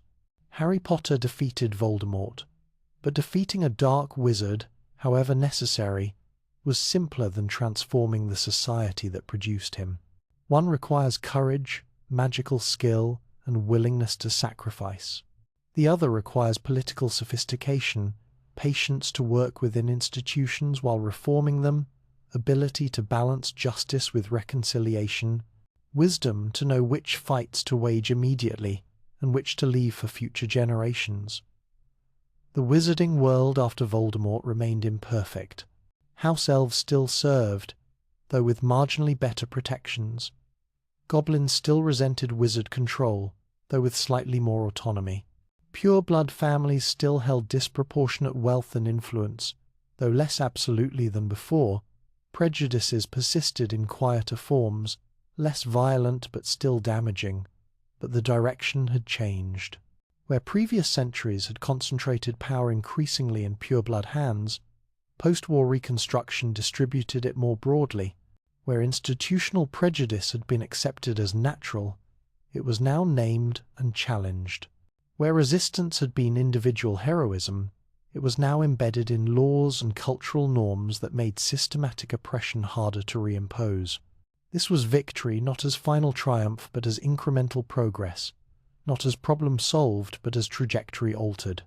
The heroes of the Wizarding Wars, Harry, Hermione, Ron, Neville, Luna, Ginny, and countless others, whose names history remembers less prominently, didn't create utopia. They created possibility. The possibility that their children might live in a world slightly more just, slightly less violent, slightly more capable of recognizing darkness before it consumed everything. And in the end, perhaps that is what victory means. Not the absence of struggle, but the chance to struggle towards something better. Not the elimination of evil, but the strengthening of good. Not perfection, but progress measured in small steps across lifetimes. The boy who lived became the man who won. But more importantly, he became the man who understood that winning was only the beginning. The real work, the work of building a world worth the sacrifices that saved it, was work that would never truly end. That work continues. In every generation that chooses justice over tradition, change over comfort, solidarity over division. In every person who recognizes that power, however earned, must be exercised with restraint. In every choice to resist rather than accommodate injustice, to speak truth rather than comforting lies. The architecture of oppression took centuries to build. Dismantling it will take as long. But now, at least, the work has truly begun. And that might be the most magical achievement of all.